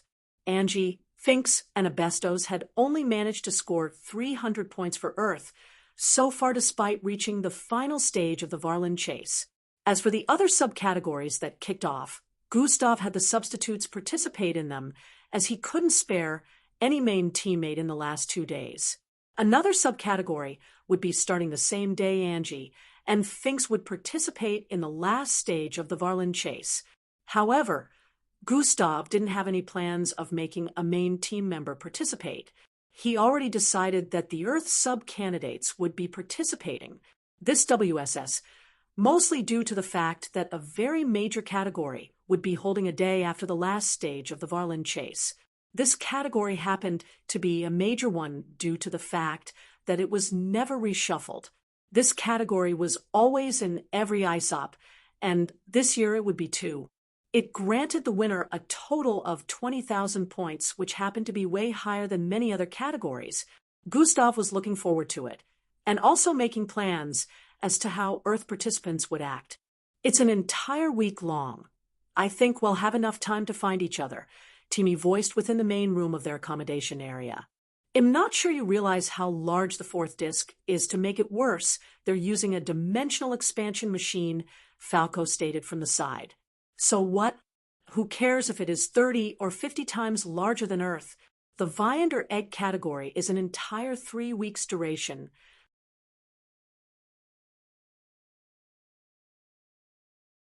Chapter 1175 Planet Desecrating Orbs. So, what? Who cares if it is 30 or 50 times larger than Earth?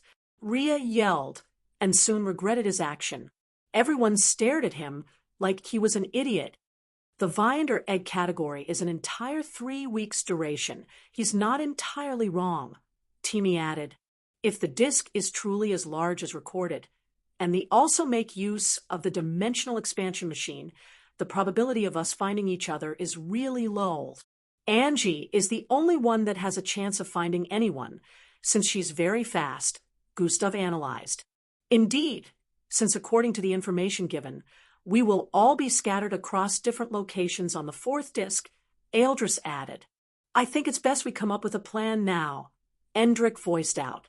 A map of the fourth disc might help, Sheila spoke as well. I doubt the handlers would let the fourth disc bear its usual look.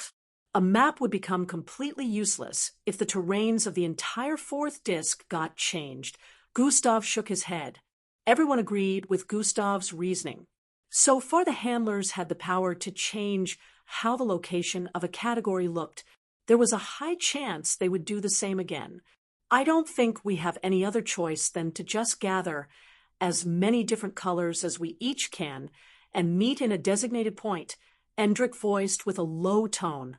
But there are over 900 designated points. How do we know which one to head to? Finks asked with a serious expression. This is going to be difficult, Matilda sighed.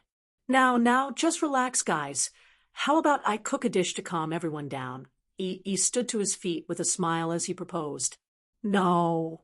The unified voices of everyone left standing in his spot with a look of betrayal. Come on, guys, I promise he'll cook something good this time, voiced with a wry smile. The last thing we need before taking on a tasking challenge is food poisoning, Sheila pointed out with her shrill voice. Asterisk pat, asterisk Eldris patted E's shoulder as he took a seat with a defeated expression back to the issue at hand. I have a way out, Gustav stated. Everyone's attention instantly focused back on Gustav. Do you guys know that I can track every one of you, no matter how far away you travel? Gustav announced. What? They exclaimed with expressions of surprise. Even if we're on different planets, Fildhor questioned. Yes, it gets weaker the farther away you are, meaning it'll still be able to see you and your surroundings, but I won't be able to sense which direction to head in, since it's like a tracker. Everyone was still reeling in shock about Gustav having such a power. Like what he had displayed in these last few days weren't enough. He still had more in his arsenal. However, so long as we are on the same planet, it'll be able to do both. See everyone and pinpoint locations as well, Guziev explained.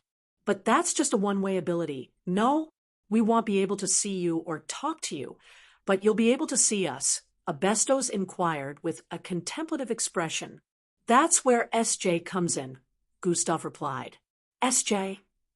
Everyone's faces showed expressions of confusion upon hearing this. Hours later, Gustav stood in the middle of a corridor with glass walls. He stared through the transparent walls towards the buildings in the distance. What are you worried about again? Angie approached from behind. We have only managed to accumulate a total of 19,000 points so far. There will be a huge gap if we don't win the Viand or Egg Challenge, Gustav stated. And we're currently 6th position out of over 2,000 planets. So far, I think we're doing good, Angie said while wrapping her arms around Gustav from behind. Yeah, I don't want to lose, though, Gustav replied. Don't worry, even if we don't take first place in this challenge, other challenges will still take place. Also, losing this category doesn't mean we can't acquire any points at all, Angie voiced with a comforting tone. Dash, you're right, but we haven't lost, haha. This is more fun than I expected, Gustav said while slowly turning around with Angie's arms still wrapped around him. I'm glad you're having fun. I hope Gustav Jr. will be less stuck up and be more of your current self. Angie placed her head on his chest at this point. Gustav Jr., I think I'll name him Danzo instead, but no, we won't be making a mini-me till after 2 years, Gustav replied with a light chuckle. Angie's face turned reddish at this point. We? You want me to? She stuttered while speaking. If not you, then who else? Haha, anyway, let's focus on the current task, Gustav said while separating from Angie. A little fun, every once in a while, wouldn't kill you. Angie muttered while pinching the chest area of her fabric and pulling it a little downwards. This time Gustav's face turned red as Angie's cleavage was exposed, displaying the smooth lumps threatening to spill out. Damn it, I gotta look away. She really got bustier, Gustav said, internally. Are you just noticing that? Compared to the last 3 years, her chest is twice as large, Her thighs are also— Shut the fuck up. You're making things worse. Gustav cursed internally as he felt blood rush to a certain part of his body. Cough, cough, see you later, Angie. Gustav turned around and sped away. How is he still so shy after all this time? Angie smiled while shaking her head before recalling she was similar. Her face turned red. I love him with all my heart, soul, and body. The next day arrived very quickly. Gustav and the group didn't have to head to the arena, since no main category was holding today. Only subcategories were taking place today. Angie and Finks would be heading to the 7th disc for the last stage of the Varlin chase. As for the other subcategories, Gustav had picked a couple of Earth substitutes to participate in them. As Earth's captain, he was still the leader or the substitutes as well, so he had to make sure he let right ones represent Earth in the subcategory that was suited them.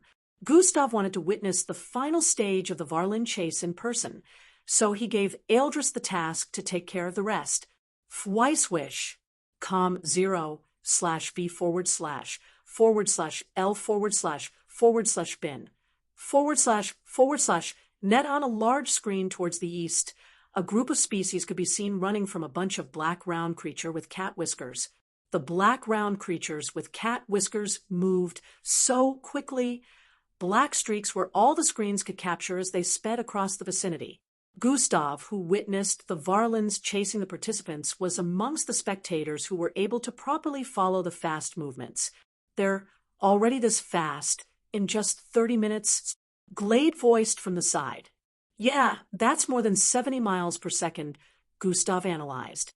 If they're already moving this quickly, then how fast will they be moving in the next hour? Matilda had a worried look on her face as she spoke. SS red energy phased out of Gustav as he stretched his hand forward to touch the spherical balls one after the other.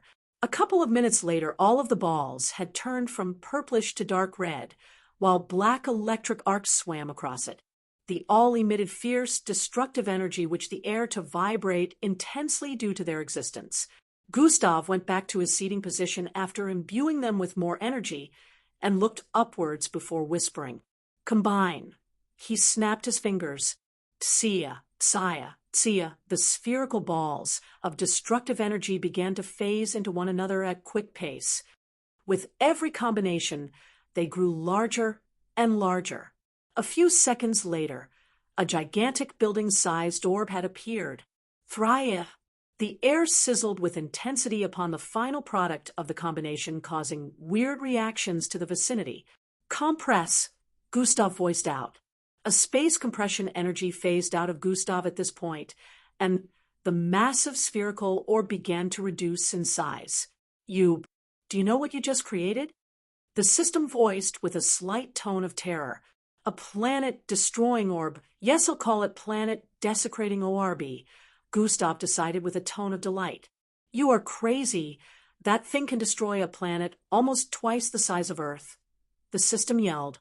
Exactly why I call it backup, Gustav replied. Now, let's make more, Gustav added. Did this idiot even hear what I just said? Hours upon hours passed, and Gustav spent half the day creating more planet-desecrating orbs. He didn't stop even after creating more than 10 of them. This couldn't be called a backup anymore. It was more like a backup that had multiple other backups. Follow current novels on topnovelful.com.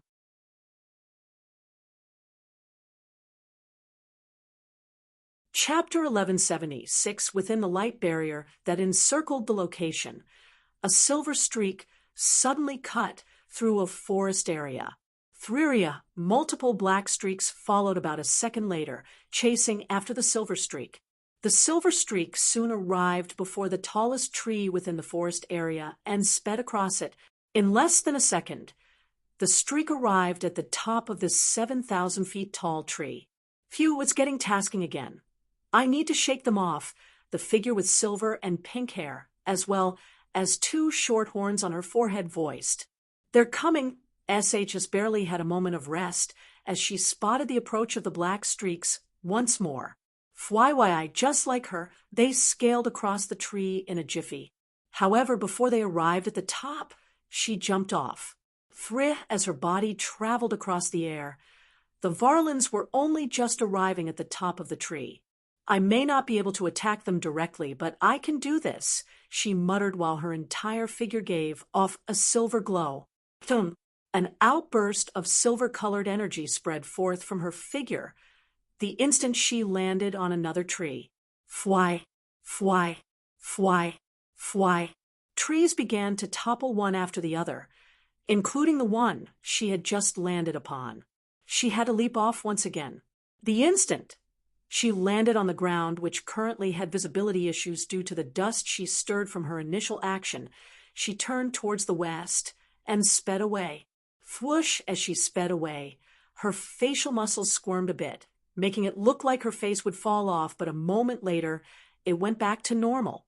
In another part of the venue, Angie could be spotted running sideways on a sloppy mountainside. Her body was in a slanted position like the mountain as she sped across its sloppy surface with no issues.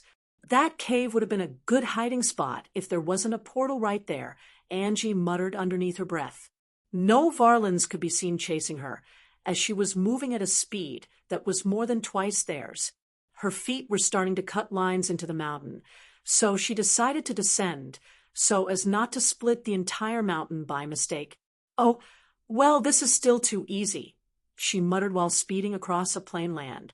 Fwyi, her figure blasted past another participant who was about to get caught by the Varlins. They instantly got attracted by her presence and turned around to give chase. However, they soon lost her due to speed and were unable to decide on which direction to head in. Time went by very quickly, and soon only around 5 hours were left on the timer. Planet Foing last representative disqualified. Planet Draconet last representative disqualified. Planet Toadie last representative disqualified. Planet Riverk last representative disqualified. Disqualification announcements kept ringing out by the minute as more participants got disqualified. At this point, only around 100 participants were left. More than 2,800 planets had been disqualified as well. There were barely any planets left with more than one representative. It got even worse after another 15 minutes went by. Now they are moving at 170 miles per second, Gustav analyzed from his spectating position. That's just insane. I can barely follow their speeds anymore, Matitas stated. And there is still over 3 hours left. Just how fast will they be moving by? When the timer is less than an hour? Glade looked agitated as she spoke. The only person besides Angie who was able to move at the current speed was Gustav, but the group were worried that Angie might reach her speed limit before the timer counted down completely.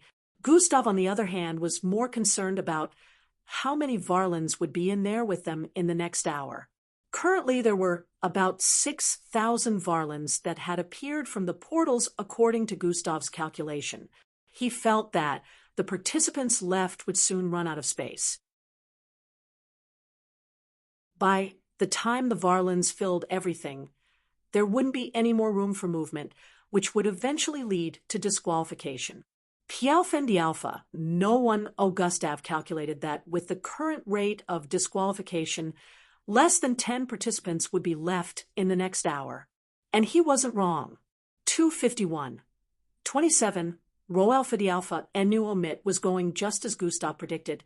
The sheer numbers of the Varlins was starting to become a problem as there was little room left. Angie could be spotted on the screen getting slower and slower as she tried to keep away from getting caught. Whoosh, she soon stopped behind a giant rock and began panting heavily. Fuck, she muttered as her flesh began to squirm. Lchki, there were worms underneath. A white foam-like substance fell from the side of her face, revealing a different look.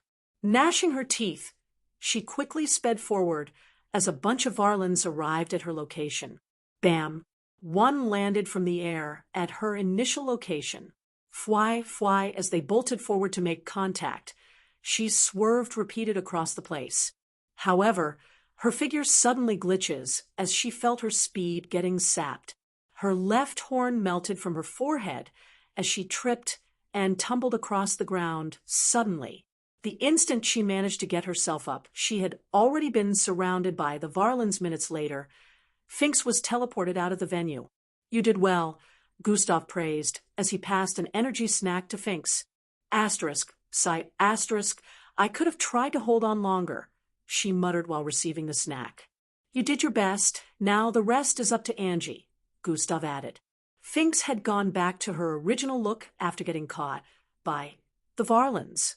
She was already running out of energy. Gustav understood that this WSS, mainly due to the fact that Finks had to use Angie abilities more to escape the Varlins who were multiplying and increasing at a rapid pace. Now only 7 participants were left. Angie was still doing well in escaping the Varlins, but they were becoming too many to count, and her opponents were not weak as well. They were evading the Varlins pretty well too. Fwai. Oh, you're fast for an Earthling, a participant with 27 wings voiced out. What is that supposed to mean? Angie questioned while sizing her up. The 7 mini wings lined up across her feet to her calves happened to be quite eye-catching. I'm saying your kind is usually slower, she voiced in reply. I hope you can keep this same confident tone when you lose, Angie stated as they sped forward side by side. Lose? You make me laugh, Earthling. The female participant, who happened to be a pterosile, chuckled before speeding further ahead. Fuum, her speed went up to 1,500,000 feet per second. Angie squinted her eyes before increasing her speed as well. Fuhumsh, the land was getting split apart as these two sped side by side. Angie had caught up with her again. Oh, is it a race? Let me join. Let me join. Another participant with flaming limbs voiced as he approached from the left with an excited tone. A pericule? Looks like I need to show you life forms with lower speed. Your place, the pterosile voiced as she increased her speed once more. Her face soon turned shocked as Angie and the other participant caught up with her in a couple of moments. One more soon joined their race, as well as they sped across the vicinity of the sub-challenge. Winds were soon stirred up as these 4 ran non-stop, increasing their speeds occasionally. Despite the size of the venue, they had run across it more than 100 times in a couple of minutes. 0:25, 55. At this point, only 3 participants were left. Angie, Morov, and Vilken. These 3 were Earth, pterosile, and pericule representatives. Due to their speed, no Varlin was able to approach them as they were currently moving at more than 2 million feet per second. They had created storms from their speed, which kept blowing the Varlins away whenever they tried to approach the 3. Gustav had to admit he didn't expect this, but soon they would have to break it off, since only one of them was expected to win. It's time for you 2 to lose, Vilken stated as he prepared to attack Angie and Morov. You have to catch us first, fool, Morov stated, and suddenly increased her speed by over 100,000 feet again. Morov had suddenly leapt into the air at this point, ready to kick Angie in the face as she was right beside him. The instant Angie was kicked out of the circle, the Varlins would be able to get her, and he would have one less competitor. However, at this same moment, Angie activated an ability. Thiensen's, her left horn glowed a silver color that suddenly illuminated the environment. Vilken, who had leapt into the air, suddenly found himself moving in very slow motion.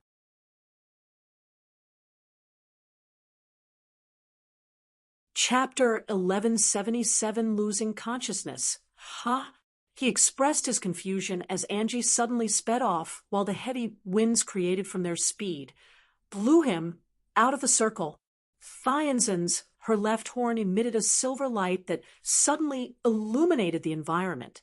Vilken, who had leapt into the air, suddenly found himself moving in very slow motion. What is? The winds generated from the speed of Angie and Morov, who were unhindered, sent Vilken spiraling across the air. Bam! He soon landed outside the encirclement and found himself surrounded by thousands of Varlins. Planet Pericule's last representative disqualified. The ability Angie had just activated was amongst the new abilities she got from connecting to her bloodline predecessor. It stole time and speed from a particular radius while other areas remained unaffected. Angie had already caught up once again with Morov, who kept trying to outrun her, but to no avail. 12, 34 minutes went by, and none of them had been caught by the Varlans. They were already in the last 15 minutes. The Varlans, at this point, were moving at over 300 miles per second, which was well over 1,500,000 feet per second. Despite how insanely fast this was, they weren't able to keep up with Angie and Morov. The Varlans got pulled into the storm that was still maintained from their speed and kept swirling about. At this point, it looked like they would both get to the end of the timer. The handlers hadn't expected this and only wanted one winner. Initiate the merge, the handler in charge of sub-challenge instructed. Daidahayan, a beam suddenly descended upon the venue of the challenge, drawing the attention of the spectators. The instant this beam appeared, all of the Varlans started getting pulled into it, and the storm generated from Angie and Marov's speed disappeared. Aethiath!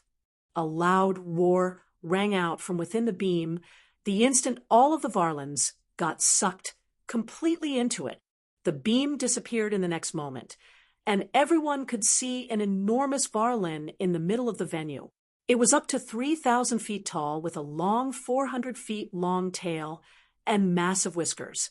Its eye gleamed a dangerous white light as its massive black body moved. That is troublesome, Falco muttered. Z and Morov and Angie suddenly felt a mighty pull the instant the Varlan moved.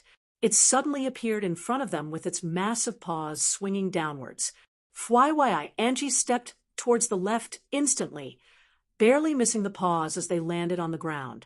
Boom! Gusts of winds blasted across the vicinity, slamming heavily into Morov, and Angie the instant they escaped the paws. Angie found herself spiraling across the air from the sudden contact of the shock waves along with Morov. com/ov/elb/in /net the creature swung both of its paws downwards once more in their directions, since it was large enough to reach both of them without moving. This happened to be the deciding moment, as both participants looked like they would be disqualified in this moment. Thiathian, Angie's left horn suddenly gleamed once more with the silver glow as the right paw of the Varlan slowed in descent for a moment. HNNGHH. She groaned as she landed on her feet before it made contact with her. Thush, turning to the south, she blitzed off, appearing more than 1,000,000 feet away before its paws landed on the ground. Boom! It sounded like a nuclear weapon had gone off as its paws slammed onto the ground. The right one descended before the left due to Angie's interference. Planet Terracile last representative disqualified. Now only Angie was left in the last stage. However, the others didn't rejoice yet.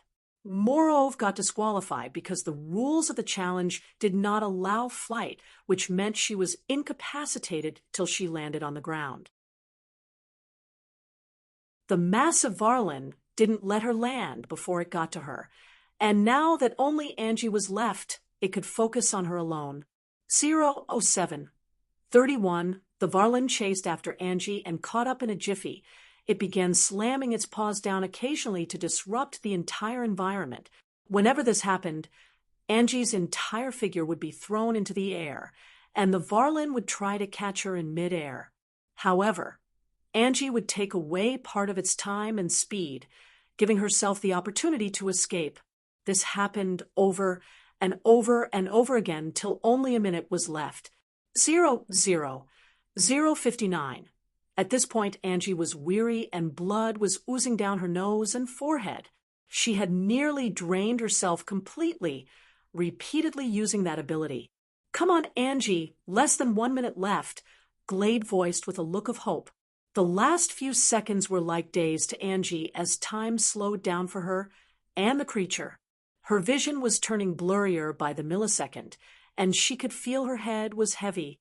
She decided to stop using the ability in the meantime and kept trying to keep as much distance between herself and the massive Varlin. However, this wasn't working as the Varlin kept adapting to her speed and catching up. There was also not enough room in the venue, which meant they were running in circles so much they could catch their own tail. 0-0, 0-15, 0-0, 0-14, 0-0, 0-13, 0-0, 0-12, boom. In the last 10 seconds, another shockwaves blasted across the vicinity as the Varlin suddenly leapt into the air and landed on the ground with its massive body. The ground responded by quaking, and destructive ripples blasted across the place. Bang! The instant it hit Angie, she got swept across the air and instantly passed out in midair. Angie, Matilda, and the others yelled as they spotted her body traveling across the air due to the shock waves, which were still spreading around. Her eyes were shot, and the massive paws of the creature was headed for her. 0-0, 0-07. The tension in the spectators' corner had risen to an insane level due to the number of seconds left. Would Angie get disqualified now?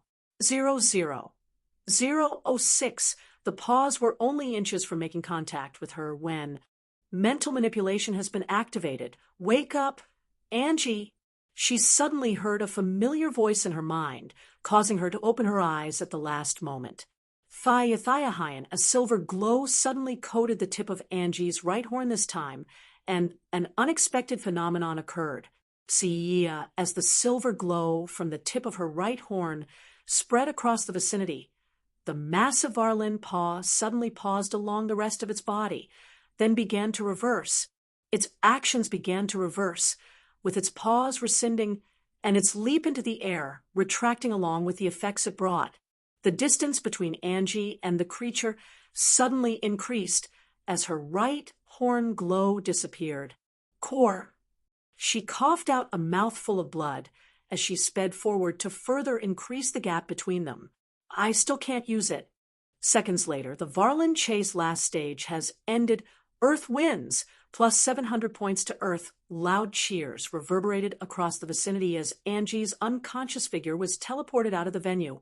Gustav and the others quickly ran to where she was receiving medical treatment. That ended up being way intense than I expected. As the Varlin chase came to an end, the spectators moved to other parts of the 8-disc where other subcategories were ongoing.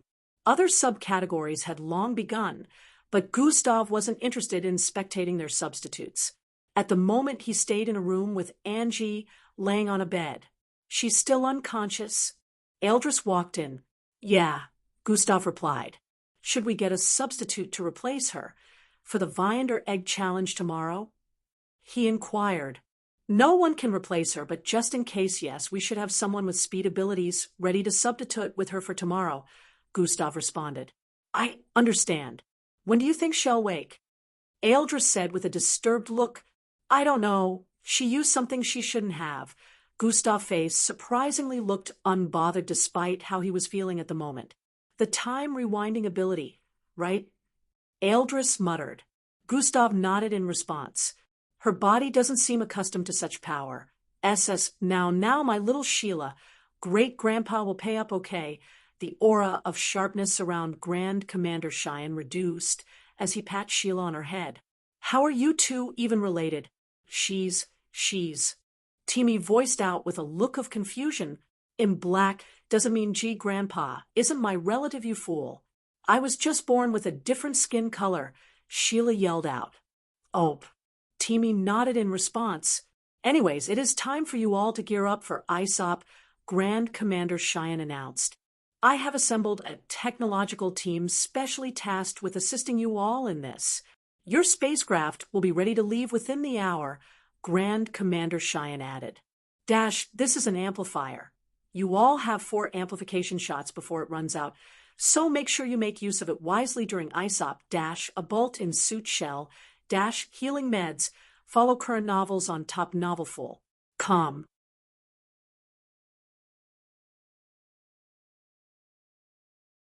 Chapter 1178, Viand or Egg Challenge. What better time is there than now to go all out? Stop wavering and make use of what you have, Gustav added. Although I wouldn't advise overdoing it like Angie did, so as it won't result to the same situation. He added, she didn't have any other choice. I don't think she would have done so under normal circumstances, Ealdris said before placing his hand on Gustav's shoulder. Don't worry yourself, she'll be fine, Ealdris added with a comforting tone. Gustav nodded before Ealdris walked out. A few moments later, Matilda and Glade walked in with some food. The time in planet Osius flowed, differently from that of Earth. Not only was the galaxy home to a completely different orbit, the planets and major star was completely different as well. Compared to Earth, planet Osius Day was almost 3 times longer. This was why major or subcategories could continue on for a long period of time within just a day. Currently, it was almost nightfall, and Angie had been unconscious for about 37 hours. At this point, Gustav already felt that she might not awaken till after the next category began. If she didn't wake before then, she would be unable to participate even if she regained consciousness before the category ends. God Eyes has been activated. Gustav activated God Eyes for the umpteenth time and could see that Angie didn't have any complications. Just as he had seen the many other times he scanned her body, she only seemed to be recovering energy, very slowly, which was why she hadn't regained consciousness. There's no point. She's not reawakening before the next main category begins, the system voiced in Gustav's mind. Comno/vel //by/n/.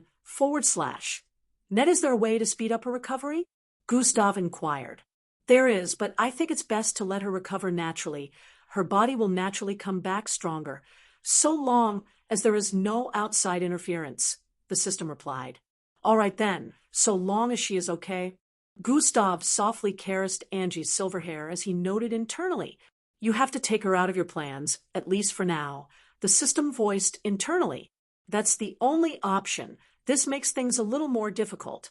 Angie is truly irreplaceable, but I guess we'll have to make do, Gustav decided as SJ appeared behind him. Sinan, you're hungry? Gustav questioned as he turned around and rubbed SJ affectionately. Flicker, flicker, the glowing light within flickered repeatedly in response. Is it ready? Within one of the accommodation rooms, some creatures resembling humans but with multiple limbs and star-like patterns on their bodies could be seen in an encirclement. Yes, one of them who stood in the middle with what looked like a black candle voiced. Captain Strum, with the flame of the primordial link, we are sure to appear in the same place, the one in the middle added. Sure, I hope it works. This will help us win easily. The largest in their midst with a half-black, half-white face responded. In another accommodation location, a group with acorn-shaped white heads were also holding a meeting. I must kill that earthling. I won't be satisfied if I don't kill him, Yuzuki yelled. We have the chance to do that in the Vine or Egg Challenge. Another teammate by the name Darkin spoke. Captain, we have to end that earthling for Unda's sake, Yuzuki said once more. It is only because of Unda that this happened in the first. I am against partaking in any form of vengeance, Captain Alumo responded. Unda is one of us, no matter what happened. Gustav Crimson deserves to pay for what he did, another teammate stated. They had a bet and he failed. It is the consequences of his own actions. Drop it, Captain Alumo voiced with a tone of authority. His voice reverberated across the place for a couple of seconds, causing silence before he spoke again. Now we have more important matters at hand. The Vine or Egg Challenge, Captain Alumo. In another accommodation location, a similar scene could be seen playing out with a different group of species. It is best we use this to eliminate some competition, one of the flaming-headed species voiced. Give me a list of participants you have in mind. The next day arrived in a jiffy, and the participants began leaving for the 4th disc. As for the spectators, the arena on the 9th disc would be displaying the challenge from start to finish on the multiple screens floating in midair. The Viander Egg Challenge would be holding for a duration of 3 weeks, so the spectators were bound to not witness the entirety of it, but a lot of them had vowed to witness most of it. We are here today with following participants. Who do you think would win the Viander Egg Challenge? A couple of Earth's reporters who were allowed to come witness ISOP in person questioned some of the participants on their way to the fourth disc. Floating cameras that transmitted the footages back to Earth could be spotted around them. We will win, of course. None of them can stand against us, one of Foing representatives stated. Who are you most wary of? Another reporter questioned. Strum, Vilax, Erland, Phyrus, and Crimson. Humph. They still can't hold a candle, one of them answered. Who are you most wary of? The reporters would occasionally ask the participants they came into contact with. Crimson, Strum, Vilax, Phyrus, Irond, Volume 10. Vilax, Strum, Volume 10, Crimson, Strum, Gasula, Edip, Endrick, Strum, Crimson, Phyrus, Irond. While everyone had a list to give, certain names always popped up every time, from different species. The participants had been taking note of the opponents who had been performing the best out of over 50,000 participants. The Earth reporters approached yet another group with multiple limbs and star-like patterns on their bodies. Captain Strum, who are you most wary of? They questioned the one with the black and white face. Nobody, he answered with a proud smile. Not even the participants who have been doing the best so far? No one is good enough to waste a 1-second thought on, Captain Strum responded. Then who do you think will win? The reporters questioned yet again. Captain Strum stated before walking away with his teammates. Just after they left, a group with dark clothes covering their entire body also passed as well, emitting a dreadful energy. Is that? Captain Gustav Crimson is approaching. Let's question him too. Few were finally here, Timmy voiced as they arrived within a massive hall missing a roof. Captain, I really appreciate you giving me the chance to be a part of the main team, a participant with green eyes and hair voiced. Never mind about it. We just needed to fill in the space, Gustav said with a dismissive tone. Still, I am grateful, the new addition replied with respect. I welcome you all to the Viander Egg Challenge. Handler one who happened to be standing on an exalted podium announced with an excited tone. Everyone focused their attention on him the instant he started speaking. As you may already be aware, this challenge will be holding for 3 weeks, and your tasks are as follows. True ion and holographic projection of different colors of eggs soon appeared before everyone. These eggs were up to 3 feet tall, and the colors they each had were violet, indigo, orange, neon, dark red, ultramarine, raisin black. The colors of the eggs displayed on the holographic screens were specifically listed out as Handler 1 resumed briefing them. One of each with the colors listed must be found and combined at the designated points. The combination of all 7 eggs with each color would form a Viander egg, which of course gives a certain amount of points. The team with the highest number of points at the end of the 3 weeks is the winner. Handler 1 explained lengthily. Sun a small piece of block. This male avoided the lightning strikes from above and even parried them sometimes as the small piece of block kept taking him forward. He is getting there, Glade voiced out. Do you really think he can surpass Fildhor's record? Falco questioned.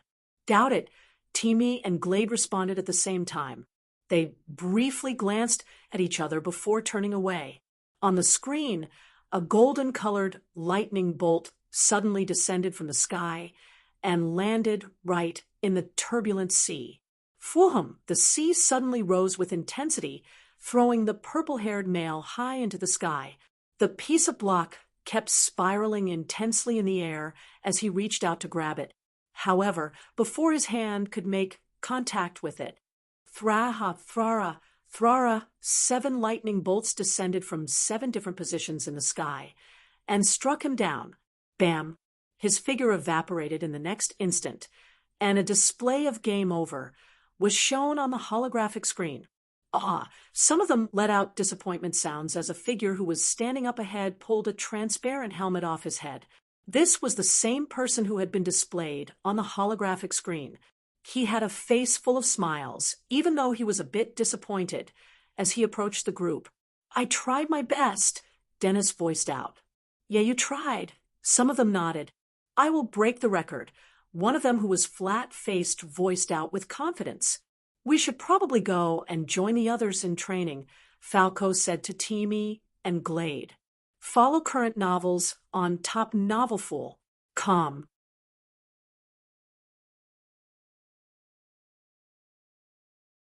Chapter 1179. I don't intend to kill anyone. If a participant receives 3 strikes, they will get disqualified.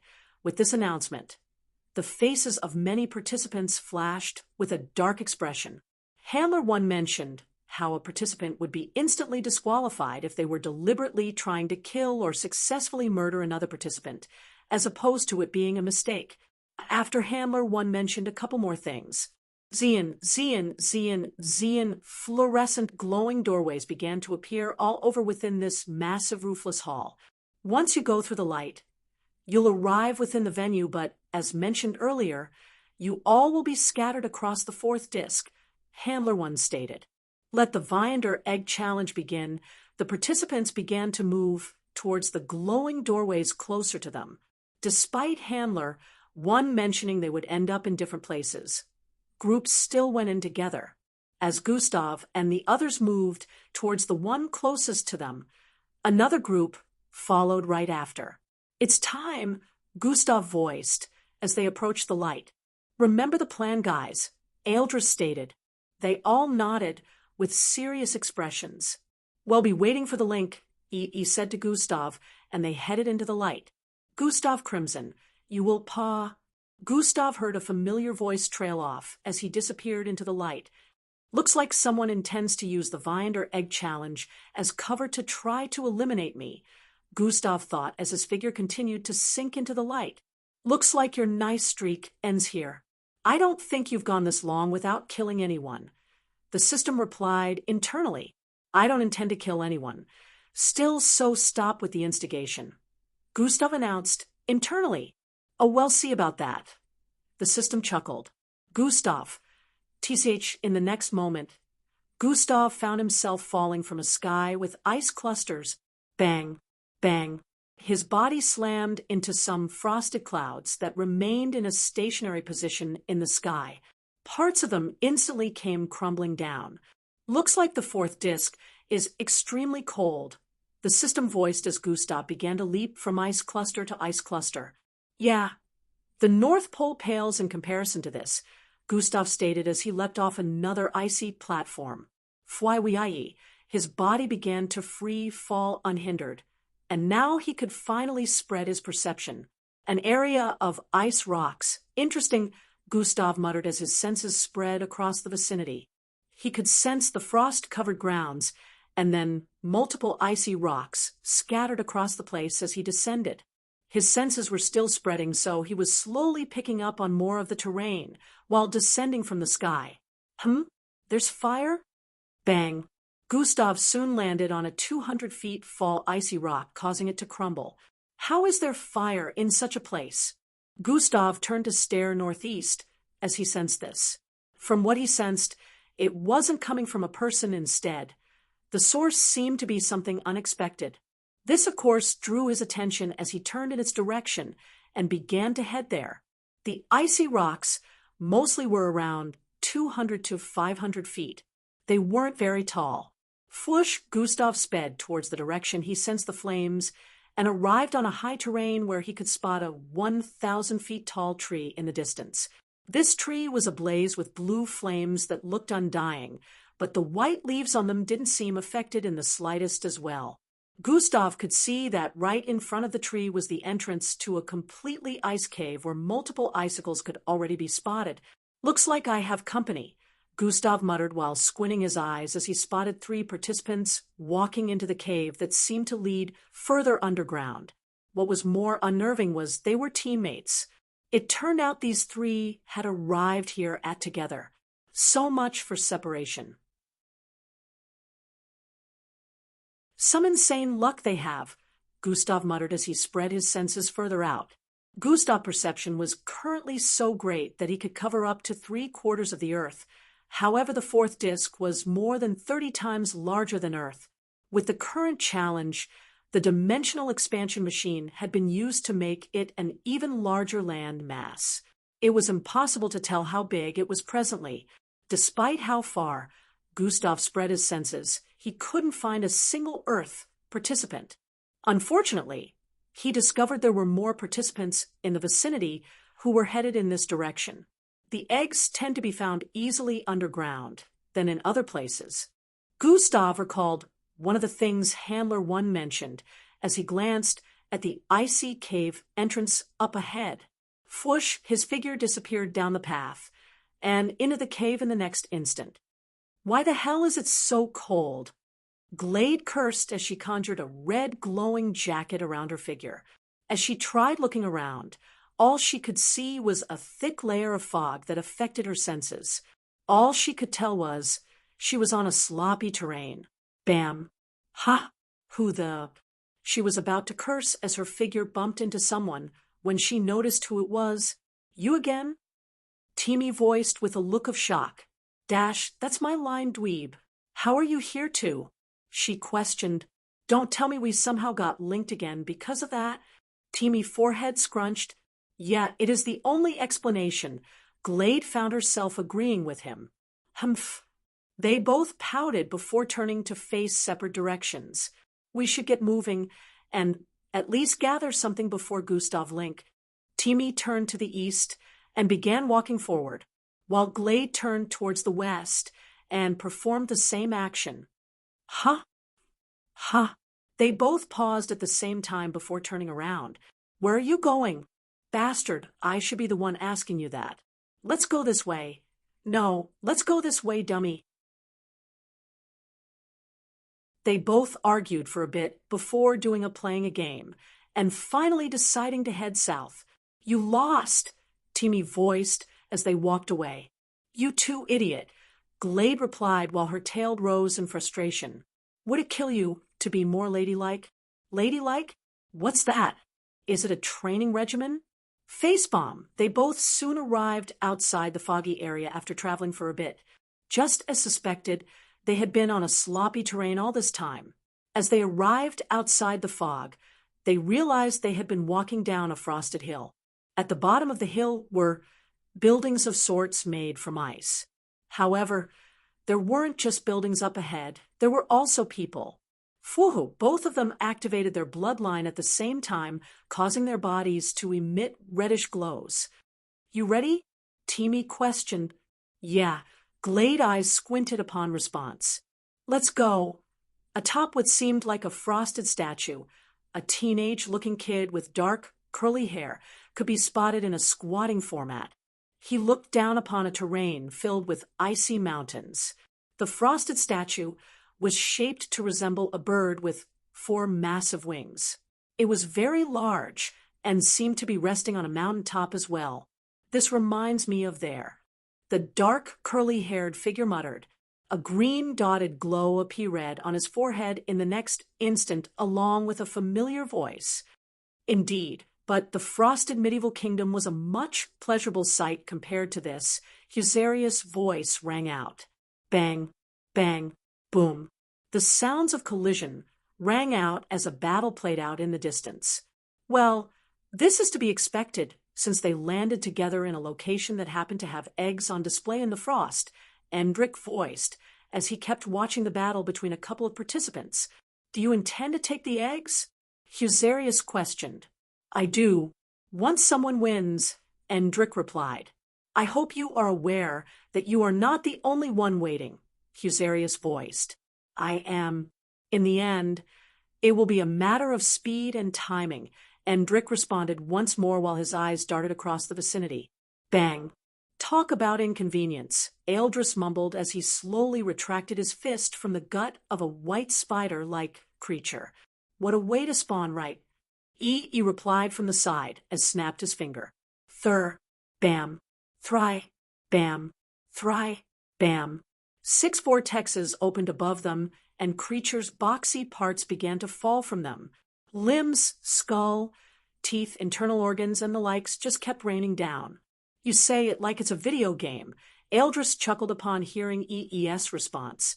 I'm saying, bro, there's no way these handlers niggas didn't play games from Earth, EE voiced with an excited tone. Ha!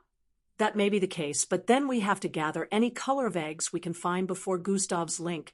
Eldris reminded EE of the most important aspect after they had finished dealing with the creatures in the vicinity. Follow current novels on topnovelful.com.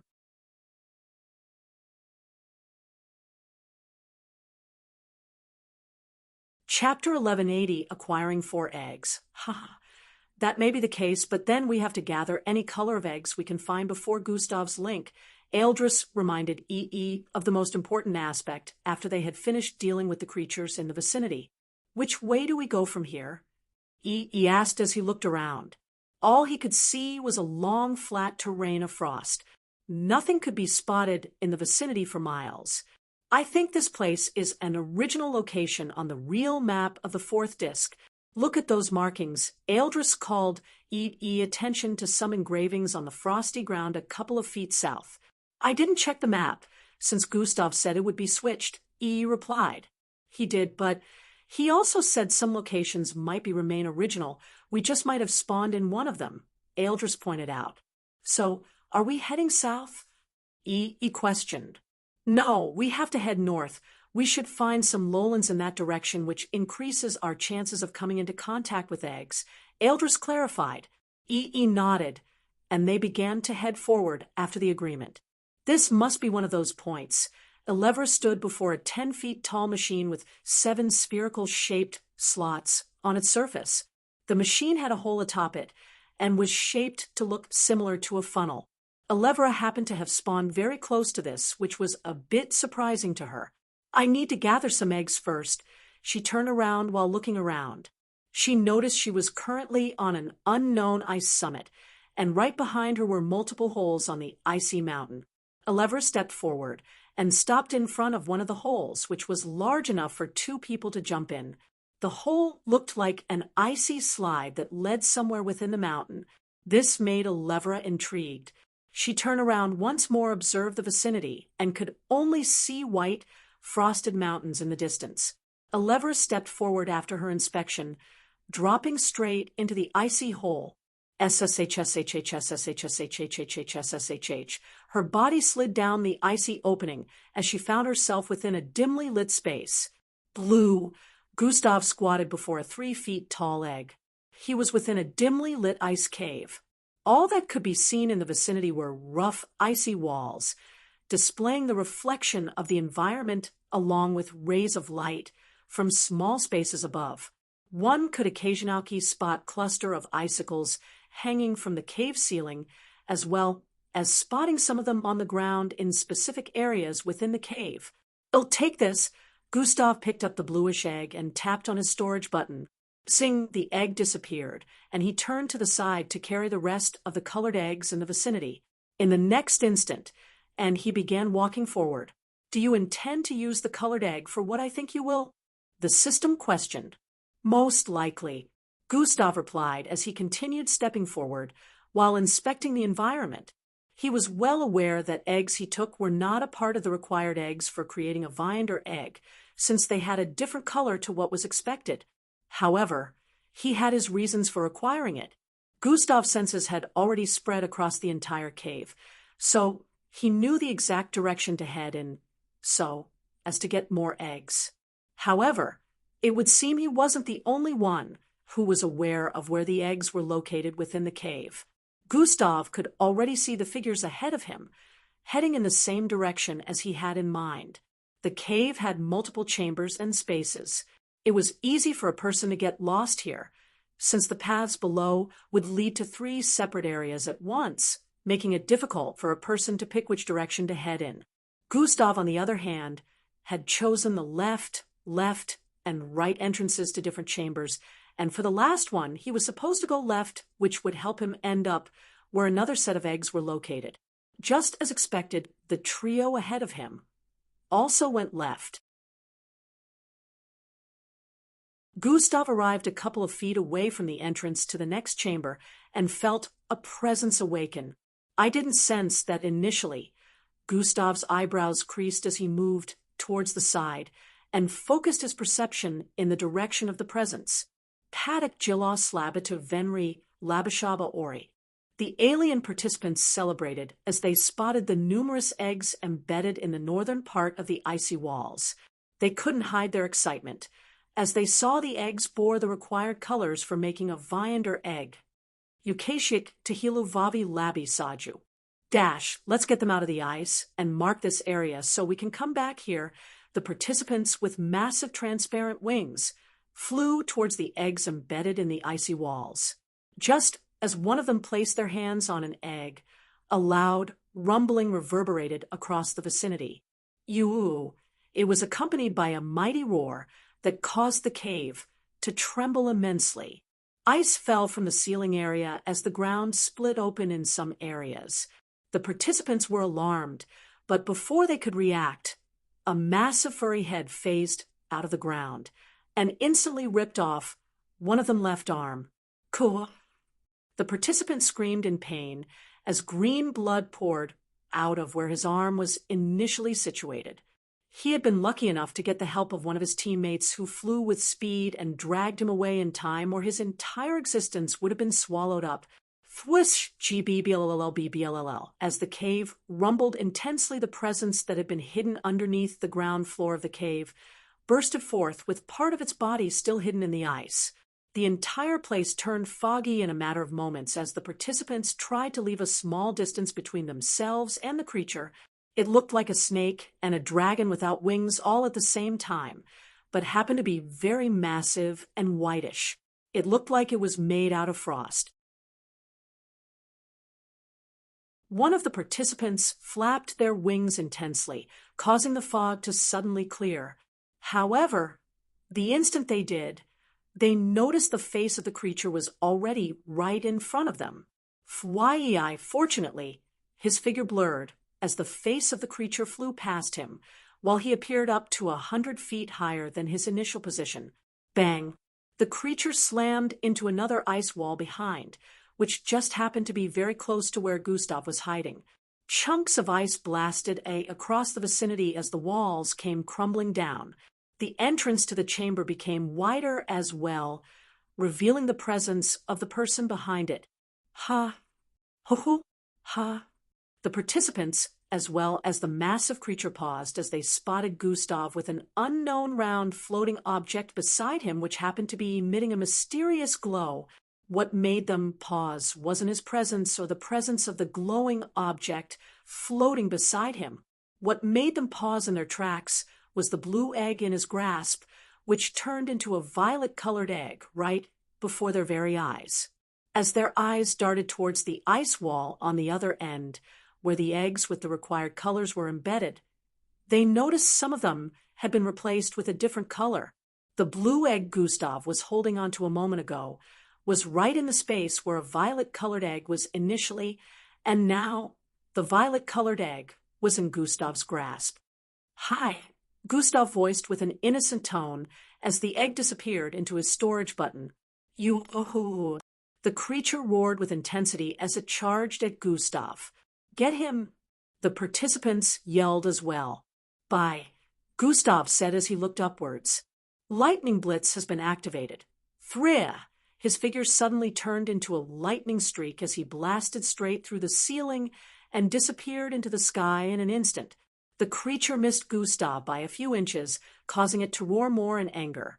However, he was long gone. It turned around after noticing the approach of the participants and lunged at them angrily. Gustav had left them to take the full brunt of his actions, which had triggered the snake-like creature to get even angrier. Gustav's figure began to fall from the sky once more after reaching a certain height. His figure had already repeatedly blasted through some floating ice on his way up. He had to cancel Lightning Blitz in the next moment he activated it, but he already crossed more than 100,000 feet height before he could. Gustav turned towards the south. I've gotten 4 eggs now, but I can't go back to that cave. since what it has left are repetition of the same colors of eggs.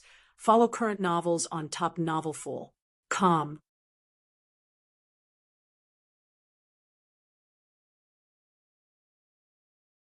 Chapter 1181. Gustav turned towards the south. I've gotten 4 eggs now, but I can't go back to that cave, since what it has left are repetition of the same colors of eggs. Best to head this way. He decided as wings sprouted out of his back. FYI, he flew off into the distance in the next instant, leaving a whitish hue across the sky due to his speed. Shit, why are these idiots after me? Finks cursed as she sped across the surface of a frozen-in and unknown location within the 4th disk. Finks found herself running from a duo who wouldn't stop chasing her. The duo had white heads and transparent skins. They were obviously participants and not the dangerous beasts that were said to lurk on the 4th disk. Finks, who had this moment, had her natural look, was finding it difficult to escape them. "Stop running, Earthling!" One of them yelled and created multiple icy hurricanes up ahead. Finks, who was aiming for a particular cave up ahead, had to change direction due to the incoming hurricanes. Massive icicles began to get pulled into the hurricane and started getting flipped out like arrows getting fired off a bow. Finks wasn't very fast, but she wasn't too slow either, and managed to evade the icicles shooting from the hurricanes in her direction. Bang, bang, bang. She managed to evade the 6th one by a hairbreadth, which gave her a small bruise on her left arm as it shot past her and stabbed into the icy surface behind. It seemed as though the duo in pursuit could manipulate the hurricanes easily to their utmost desire even after it had been formed.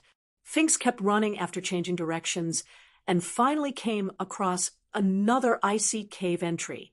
She managed to get through it this time, and both participants also abandoned the surface to infiltrate the cave entrance as well.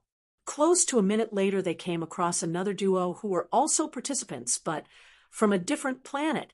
They had reptile-like head with purple mohawk growing out the middle of their head. Both participants looked no different from each other. Finks was nowhere to be found. "Did you see anyone pass by here?" They questioned the duo, one of which happened to be leaning on the other for support. "They went this way," the one holding up the other participant voiced. One of the other 2, who had been chasing Finks, spotted a small drop of blood running down the neck of the participant. Joe was leaning on the other. However, they didn't make much of it, and headed in the direction this participant pointed them in. Phew, the participant who was supporting the other heaved a sigh of relief after the other 2 left. They slowly helped the one who was leaning for support down. "I apologize for this," a familiar voice was heard from the participant mouth. They turned around at this point and headed out of the cave. "I need to gather eggs." In a flash, 3 days had gone by, and during this time, the participants had been trying their best to acquire eggs. Some had already acquired different colors of eggs already, but it was unknown how many had managed to form a Viander eggs. There were a lot of issues ranging from acquiring eggs to finding the ones with the required colors. During the briefing with Handler 1, he already mentioned that there would be other colors of eggs that weren't amongst the Viander required eggs, and that these eggs bore no importance. It was also possible to acquire a color of egg that was awfully close to that of the required egg, which was another reason the participants had to be careful. Handler 1 had also mentioned that the eggs could mostly be found underground, but what he hadn't mentioned was the repetition of colors. It was impossible to find all of the eggs with the required colors in a single place. There could be tens of eggs with the same color, which made it even more difficult to acquire a complete set required for creating a Viander egg. Fights would occasionally break out in different areas due to groups or individuals spitting another color of egg they hadn't acquired at the same time an opposing participant also spotted it. The Earth participants were still waiting for Gustav's link, but as agreed earlier on, they were gathering as many eggs as they could in the meantime. They had dimensional storage buttons like Gustav did, so storing the eggs they had acquired wasn't an issue. They could take as many as they wanted. Gustav hadn't picked a designated point for everyone to meet up at first because he wanted to acquire a full set of color variety necessary for creating a viander egg. So far he had only gotten 4 colors. Dark red, neon, orange, and blood benu en bleu of course was useless, but these were the current 4 colors he had in his possession. He had more than 4 eggs in total, but the rest were replications of the same colors. He had visited more caves in the last few days, but without any luck. Gustav felt the frosty caves within a particular radius most likely had the same color variations. Due to this thought, had decided to distance himself more from where he had managed to acquire his first eggs. After continuous flight throughout the last night, Gustav could sense another flaming area in the distance. His mind instantly reeled back to when he found one in front of the first cave he visited. Could it be? Gustav's mind formed a myriad of possibilities as he closed in on the source of the flames. He arrived there moments later and landed on a plain, icy ground. Bam! Roalfa and new heat spreading from the flames were proof that it was authentic, but there was no logic behind how the leaves and branches were not affected in the slightest bit. However, the wonders of this tree didn't draw Gustav's attention as much as the cave that happened to be a couple feet ahead. Just like the last cave he got into, this one also happened to have a flaming but unaffected tree mounted right in front. Gustav had suspicions and speculations running through his mind at this point, but he wasted no time before heading into the cave which led him underground. He sped through the chambers, inspecting them one after the other. Minutes later, Gustav was back outside the cave entrance with a look of contemplation on his face. Since it's looted already, you might as well just check the others around. The system voiced in his mind.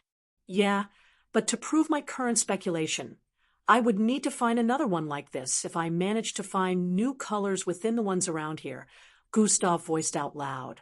I guess. Can you sense it? The system questioned. Sense what? Gustav inquired. I guess not. The system voiced in response. Sense what? Gustav asked once more. Just keep going. The system refused to elaborate.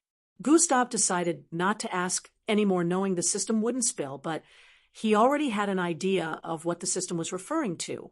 In his mind, he was 99% sure he was correct.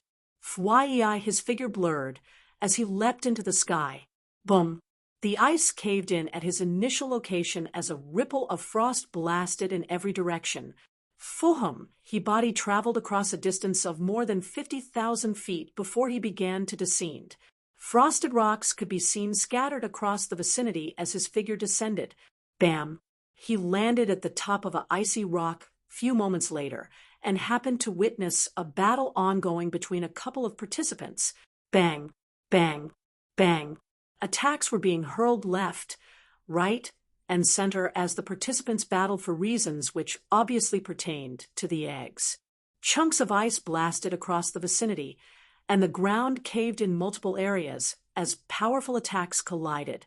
Gustav wasn't interested in their fight and didn't intend to be dragged in, so he spread his senses across the vicinity even more, infiltrating the caves around.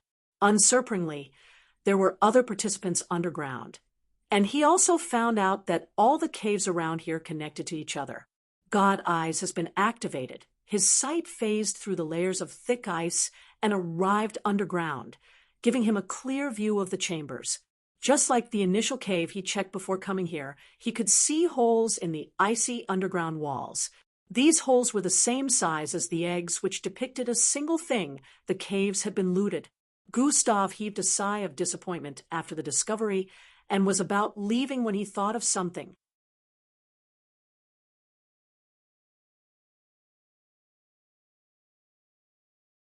Chapter 1182, It's Probably Dead. Gustav heaved a sigh of disappointment after the discovery and was about leaving when he thought of something.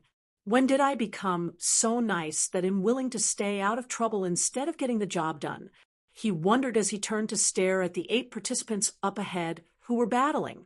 He was well aware that they were fighting because of the eggs, what was left of them from the caves in this area, which many could get it from them, but for some reason he had been wanting to stay out of trouble. "Im changing?" Gustav was self-aware. However, he knew that this wasn't the time for any self-reflection. God Eyes has been activated. He activated God Eyes once more and glanced in the direction of the battle. There were 7 participants in total who were battling each other. 2 were the same species, while the remaining 5 were different species. Gustav recognized every single one of them and immediately identified the different planets they represented. The 2 who were teammates weren't getting the upper hand despite there being 2 of them. One of them also happened to be holding on to an egg as they tried dealing with the attacks. It was no surprise that we other 5 were doing attacking in unison to get the egg from the 2 teammates, so in the meantime they weren't enemies to each other. The battle wouldn't end if they managed to get the egg from the 2. Gustav squatted in place and extended his index and thumb fingers a few centimeters away from his face. He proceeded to join the tips of the right and left index and thumb fingers together before staring through the space formed like it was a scope, shutting his right eye. Gustav's focused his sight on the egg, which was in the possession of the participant that had just successfully escaped another attack. Despite the battle happening more than 4,000 feet away, Gustav's sight was on the egg like it was just inches away from his eyes. "SJ, get it?" Gustav commanded. Zing! The sacred jewel appeared in the next instant, and along with it was the appearance of a blue egg. After the blue egg and the sacred jewel appeared, the sacred jewel emitted a bright glow, causing the egg to float in midair. Tink, the egg flashed with a blue light, and the color changed in the next instant to a violet-colored egg. The participant who was holding on to a violet-colored egg while trying to escape the onslaught of the other attackers hadn't noticed the change in color of the egg in their grasp. Gustav grabbed the violet-colored egg right in front of him and smirked, for eggs acquired. Just as Gustav was about to keep the violet-colored egg away, the participants up ahead took notice of the color change. "Hold on, it's blue." 2 of them, who were initially about to attack earlier, paused while pointing this out. "What?" The participant who was holding on to the egg raised it with a shocked look as the middle of his head turned red. "Who did this?" Fire blazed from the middle of his head as he yelled. Both himself and his teammates stared at the 5 before them with looks of anguish. "It couldn't have been us. We were right here," one of the 5 voiced out. Their faces calmed a bit as they realized that the participant was right, but this left them with more confusion. "I saw a flash of light in that direction, and when I stared at the egg I noticed it had changed color. I saw the flash of light, too, from the top of that ice rock," 2 out of the 5 participants pointed out, and everyone turned to stare in Gustav's direction. "There's someone there. He has the egg." A participant among them, who had the ability to allos view things from a long distance, noticed the egg before Gustav kept it in his storage button. "Get him!" They yelled out as they leapt into the air and sped in Gustav's direction. Zing! At this point, Gustav had already kept the egg in his storage button when he noticed the participants headed for him. They caught on quite quickly, he muttered while standing to his feet. Attacks were already formulating and being thrown forward, but before any of them could close in on Gustav. "Bye!" He waved at the oncoming participants as he activated an ability. Lightning Blitz has been activated. Right before their very eyes, Gustav's body dematerialized and turned into a lightning streak. Threera, the blue streak phased past them with intense speed, disappearing into the distance in the blink of an eye. Boom, boom, boom. Flames, energy strikes, and all sorts of attacks landed atop the rock after Gustav disappeared, causing it to come crashing down. Frost scattered in every direction after the bombardment of attacks, but Gustav was already long gone. "Let's chase him," one of them suggested with a look of dissatisfaction. "No point. Whatever running technique he used just now is just as fast as teleportation. We won't be able to catch him," another participant voiced. "I saw who it was. It was the captain of Earth, Gustav Crimson," one of them revealed. "Him? What a sneaky coward." Another one yelled. I'll make sure to pay him back for this. Let's just look for another one. Gustav soon arrived in another location that was no less than 200,000 feet away from the initial. He landed within an area that just so happened to have nothing but plain icelands for a long stretch. This is still a part of that territory. I need to move further away. Gustav happened to recall something at this moment. The third daily task was to defeat a frost Rykin. Gustav stared at the sky. The skies looked gloomy as usual, so one couldn't tell the time, neither could they tell if it was day or night. Despite its dimness, it still emitted a little bit of light that never increased or decreased. The day is ending already, although one couldn't associate day and night with the way time operated within the fourth disk. Gustav was able to tell that the third day was nearly over. This also meant he would fail his daily task if he didn't battle with a frost Rykin and win. So now I gotta head back, Gustav muttered as he noticed he couldn't find any icy rock or cave in the vicinity. He couldn't start looking for another icy rock and cave since he didn't know the terrain or have a map with him. This was why he decided to head back to the one he had already been to. Gustav proceeded to tap on his left wrist. True Iron, the dimensional bracelet strapped to his wrist appeared, displaying checkpoint areas. Gustav chose one he recently made a checkpoint, and a computerized voice could be heard next. 3, 2, 1. Zing! A flash of blue light encapsulated Gustav's figure, and he disappeared in the next moment. He reappeared before a massive flaming white tree in the next instant. A couple of feet away was the entrance to a familiar-looking icy cave. This was the same cave Gustav had first infiltrated to get his first 3 eggs. Fortunately for him, he planted a checkpoint here before he went into the cave. He also planted a checkpoint before the second flaming tree he came across for reasons known to him. He had also decided he would plant another checkpoint if he was to find a flaming tree like this one in another location. Gustav wasted no time before walking into the cave. Thwoosh with his speed, he soon arrived in front of the same chamber where the 2 participants he first met were battling with the creature that suddenly phased out of the cave ground. That creature happened to be a frost Rykin. Gustav wouldn't have known this if the system didn't announce its identity the moment it phased out of the ground 3 days back.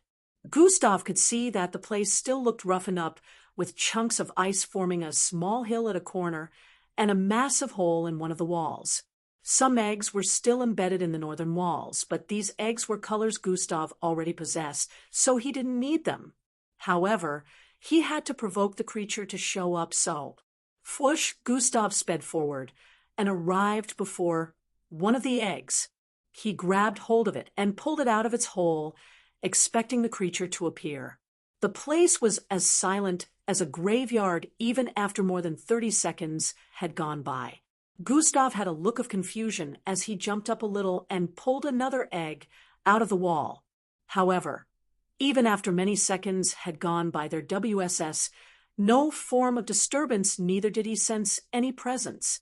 It's probably dead, or maybe it left, the system said internally. Thanks, Captain Obvious. Follow current novels on topnovelful.com.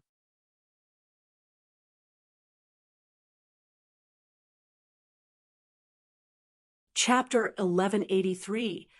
Let's go after his teammates. It's probably dead, or maybe it left, the system said internally. Thanks, Captain Obvious. You're welcome, Dumbo. The system replied. Gustav ignored the system and looked around the place properly. There was more destruction in view compared to the time he was here. This was to be expected since Gustav fled, leaving the other 2 participants to face the fury of the Frost Rykin. Did they manage to slay it? Gustav felt this was unlikely, since one of them got seriously injured, and there was no corpse nearby. He decided not to overthink it and crouched for a moment before leaping upwards. Thun! His figure blasted through the ceiling of the frost cave and arrived above the surface in the next moment. I need to find another one, Gustav muttered while looking around. There were more caves in the vicinity, so all Gustav did was spread his senses outwards to infiltrate the underground areas of the caves so he could inspect if there were any more signs of battles within THR-1's around. Gustav sped forward in the next instant, crossing a long terrain of icy mountains and leaping across thousands of feet. In a couple of moments, he arrived before another cave and quickly went in. Few seconds later, a repeat of what happened in the other cave played out again. Gustav was back on the surface as he couldn't find a frost Rykin. He searched more for them, and after an hour of searching all across, notifications popped up in his line of sight. Daily task 3 incomplete. 30 minutes left. The notification was a reminder of how much time he had left before he would be deemed by the system to have failed the daily task. Gustav knew there was no time to waste as he leapt into the air, and bat-like wings sprouted out of his back. Flyey, he sped across the air with immense speed as he activated hover, as well, merging them. Gustav perception Kate wind of another cave a couple of minutes later, and he quickly swooped down with intensity. Bang, bang, bang, bang. The sounds of battle coming from below was ignored by Gustav as he figured down and blasted through the surface of the ground. Boom. The instant Gustav blasted through, he landed on the massive head of a whitish creature resembling a snake. The force pushed the creature down, causing it to slam its jaw into the ground. Fuhum chunks of ice blasted across the vicinity along with winds carrying a lot of fog. Dash ha, dash eh. The other alien life forms within the cave were confounded as they witnessed this. The icy ground above had shattered, displaying the interior of the cave where the battle was ongoing before Gustav's entry. It just so happened that the other 4 participants in the vicinity had been fighting this creature together. Waya!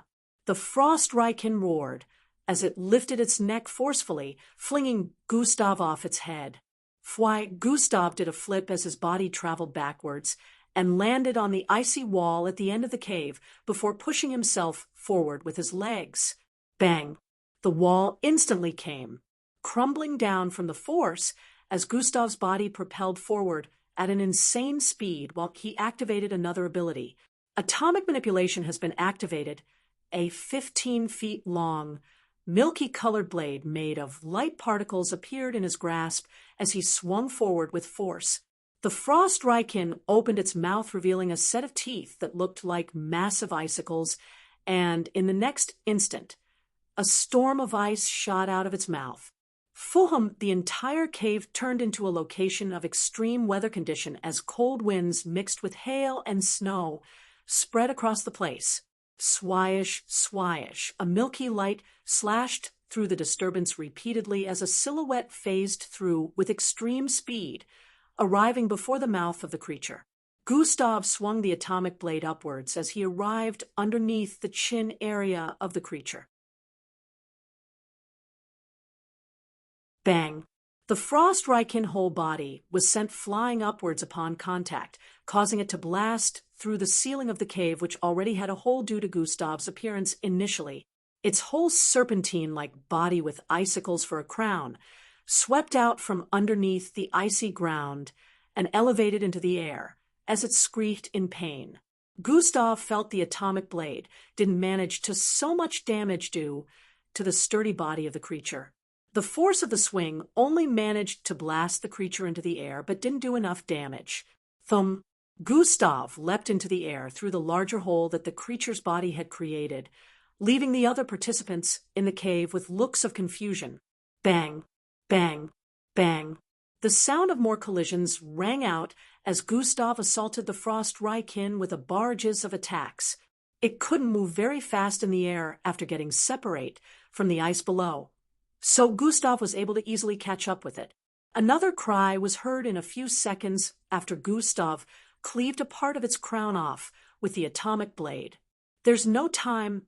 I need to end this as soon as possible, Gustav thought as he realized that only a few minutes were left. The frost Rykin was currently flying upwards in the direction of the floating ice platforms in the sky. Fire has always been effective against ice. Gustav's body suddenly lit up with blue flames, the atomic blade in his grasp disappeared. He joined his palms together as the flames around his figure began to build up. The sway force should help make this even more destructive. As this thought appeared in Gustav's mind, he began to separate his palm, and a blazing circle that looked like a mixture of multiple colored flames could be seen. While it increased in size, the Frost Riken arrived before the massive ice floating platforms and hurled them downwards at Gustav. In the next instant, Gustav slammed his palms together, causing the multiple colored flames within to disappear. The Frost Riken, who was more than 500 feet above, suddenly felt a rush of hotness from within. As it looked down, a glow could be seen on its belly. As it clawed at its belly in fear and confusion, the glow increased, and it could tell that it was coming from within. In the next instant, a raging flame tore out of its belly and spread to its body. At this same instant, Gustav moved. Thwoosh, his body blasted through the multiple icy platforms, hurling downwards, as the atomic blade appeared in his grasp once more. Fwye, he swung upwards, separating the Frost Riken's head from the rest of its body in mid-air. You have killed a level 3 Frost Riken. A notification popped up in his line of sight afterwards, and he heaved a sigh of relief. If he was a minuter later, he would have failed the daily task. The blazing body of the Frost Riken landed on the ground, right before the participants who were battling it earlier. They stared at it, and then looked upwards with their still confused faces. Did he do this to help us? One of them wondered out loud. However, Gustav was already long gone at this time, so he had no idea what they were thinking. He just needed to kill a Frost Riken, and now that the objective had been completed, he was going in search of another. In another part of the fourth disc, a dark figure wore a cloak and wraps of cloth covering his entire crouched atop a floating frosted cloud. Clunk, an ice-cracking sound rang out as he stabbed his wrapped-up fingers into a part of the ice and pulled out a dark-colored egg. Without saying a word, he stood to his feet with the massive 3 feet tall egg in his grasp. A wave of darkness began to spread from his being all of a sudden, and thread-like darkness phased out of his belly area. The threads of darkness wrapped around the egg in the next instant and pulled it into the dark figure. The egg disappeared like it was swallowed up by this dark being. Fwye! He proceeded to leap off the floating frosted cloud and landed in the middle of a frozen lineup of trees region. He began walking forward, and soon heard voices coming from up ahead. Dash, we should have caught up to him by now, but he keeps moving. Dash, if he slows down, we should get to him in 4 days. Dash, but that is very unlikely. If we keep focusing on him, we won't get any eggs till the challenge ends. Dash, we need to think of another plan. Their voices drifted into his hearing, and the translator, he had on like every other participant, interpreted their alien language. He spotted the source of the voices as he moved further ahead. They were a trio with transparent skins and whitish heads. He could already tell which planet they represented, but it was none of his business. The figure continued on his way forward, passing by silently as their voices slowly grew distant. Dash, let's go after his teammates instead. Follow current novels on Top Novelful.com.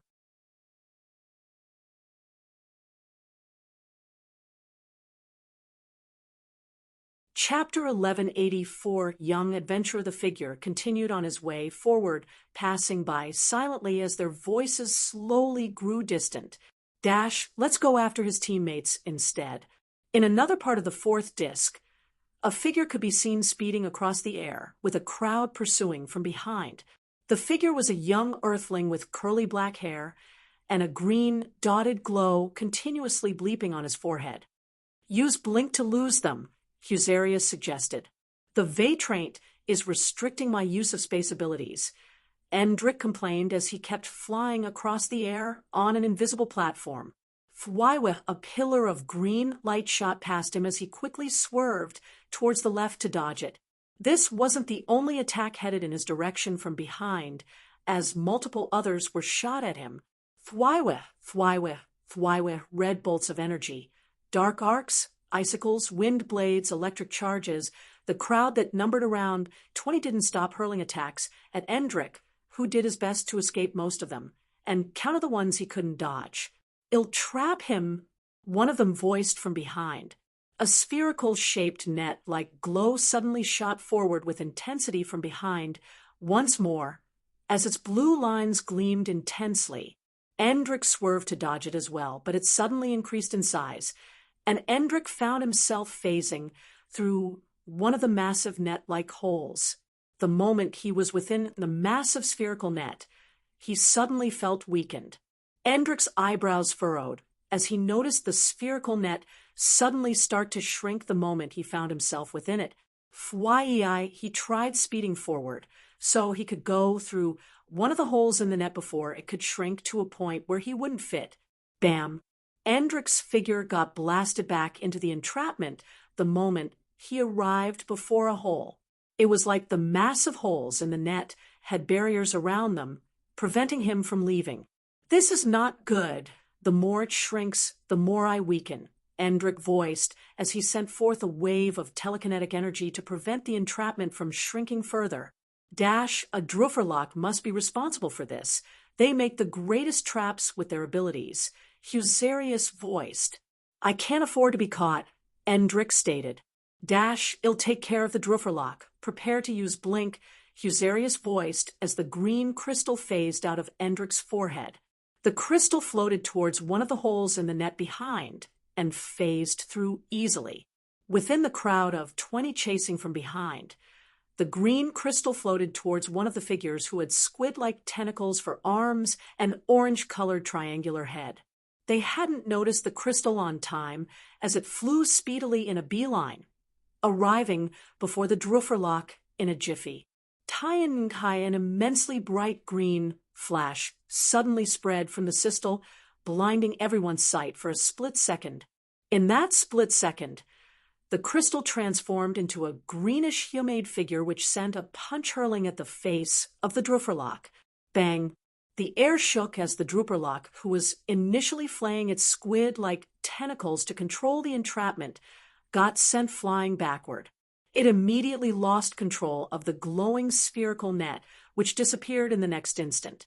Fwaiwe, Endrick sped forward intensely, the moment he felt his strength return. Husarius hurried towards him after blinding everyone momentarily and phased back into his forehead. Blink! Zing! His figure disappeared amidst a small fluorescent flash in the next moment. He's gone. Damn it!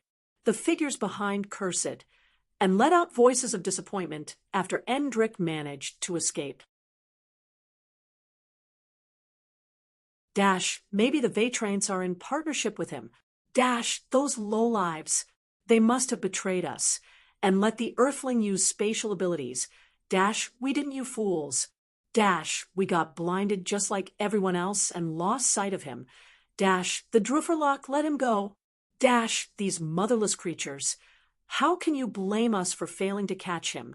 A battle soon ensued within the group, as they blamed one another for failing to catch Endrick. Blink! Endrick blinked again, and appeared hundreds of thousands of feet from his initial location. "We should have gone far enough," Husarius spoke. Endrick began floating upwards at this point till he arrived before a floating frosted cloud. He floated forward and stood atop it. "Looks like tailing them all this time paid off." Endrick heaved a sigh of relief as he sat. "Did you really take everything?" Husarius questioned. "I did. I met all the conditions for taking them out of their hands, so the ability worked fine," Endrick replied. "That's up to 32 eggs?" Husarius inquired. "With the addition of the 2 I initially acquired, 35. Maybe I shouldn't have intercepted them till they made use of a designated point." Endrick muttered. "No, this was the best option. They are of different planetary groups, so they wouldn't have headed to the same designated points, since they most likely don't trust each other." Husarius disagreed. "You're right. I should distance myself more from here, in the meantime, till Big Brother sends the link." Endrick muttered. "Young adventurer, we thank you for protecting our town. Here is our token of appreciation for your humble deed. Within what looked like a town square with multiple icy buildings in view, a figure that looked like one of the handlers could be seen passing an orange-colored egg to a beautiful-looking figure with a purplish head tie covering her forehead. The figure nodded while accepting the egg before tapping on a button behind her left ear. Sing! The egg disappeared in the next instant, and she turned around to leave while the others in the vicinity, ranging from children to adults, clapped for her.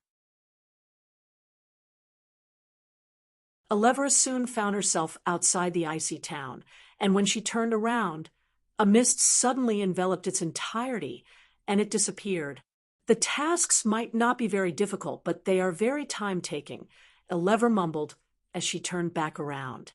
3 eggs acquired in 6 days seems a bit slow. Should I try searching for other towns like this to complete tasks, or should I search for possible locations where eggs are stored? Elevra paused as she stared in every direction. What had just happened a while ago was amongst the things Handler 1 mentioned. Besides searching for eggs underground, one could look for these misty towns with icy buildings and receive a task from the town chief. Once this task was completed, under the conditions that no native was harmed, the chief would pass an egg to the person who completed the task. Elevra had found 3 different towns in the last 6 days, completed the tasks given, and acquired 3 eggs so far. She only felt it was too time-taking and was contemplating on finding a different means of acquiring the eggs. Fwish-wish, her eyes suddenly widened as she stepped towards the left speedily, escaping a red beam that shot from behind her. Boom! The red beam slammed into a frosted mountain up ahead, ripping a massive hole straight through its center as it came crumbling down in the next moment. Elevra turned around at this point, spotting the source of the attack. I won't miss next time, so I suggest you hand over the eggs you have acquired. The voice of a cone-shaped being with humanoid hands and a head-sized hole in its chest rang out. An Oxlakik. Elevra instantly identified the alien, who also happened to be a participant. Why don't you come and take it if you can? Elevra's eyes dropped as her body began to emit intense purplish fog like energy. Looks like I will have to encourage you forcefully to relinquish them, and you will sorely come to regret it. The hole in the Oxlakik chest suddenly gleamed intensely with a deadly red glow. Thiahin, a destructive red beam shot forth from it, causing the air to tremble as it arrived before Elevra. Fwai! Elevra instantly leapt into the air, dodging the beam which ripped straight through another icy mountain up ahead, causing its collapse. Fwash! Her figure sped forward the instant she escaped the attack, leaving a trail of purple along the air. Swaig arriving behind the Oxlakik, her palm swung down intensely, but before it made contact with the participant, a hole appeared on its back. Another destructive red beam shot out from the back of the Oxlakik, hitting Elevra at point-blank range. Boom! Fool! The Oxlakik metallic voice rang out after the destructive beam hit, but in the next instant, its one eye widened. Shish! As the beam thinned out, Elevra could be seen floating in midair behind the Oxlakik unscatched. The purplish aura her figure emitted slowly reduced in intensity. Howdy! Bang! Elevra's fist slammed into his back before he could completely utter a word, sending powerful shockwaves across the vicinity as the Oxlakik body was sent hurling across the air. Is that a designated point? Gustav wondered out loud as he ascended a frosted mountain. Follow current novels on top novelful.com.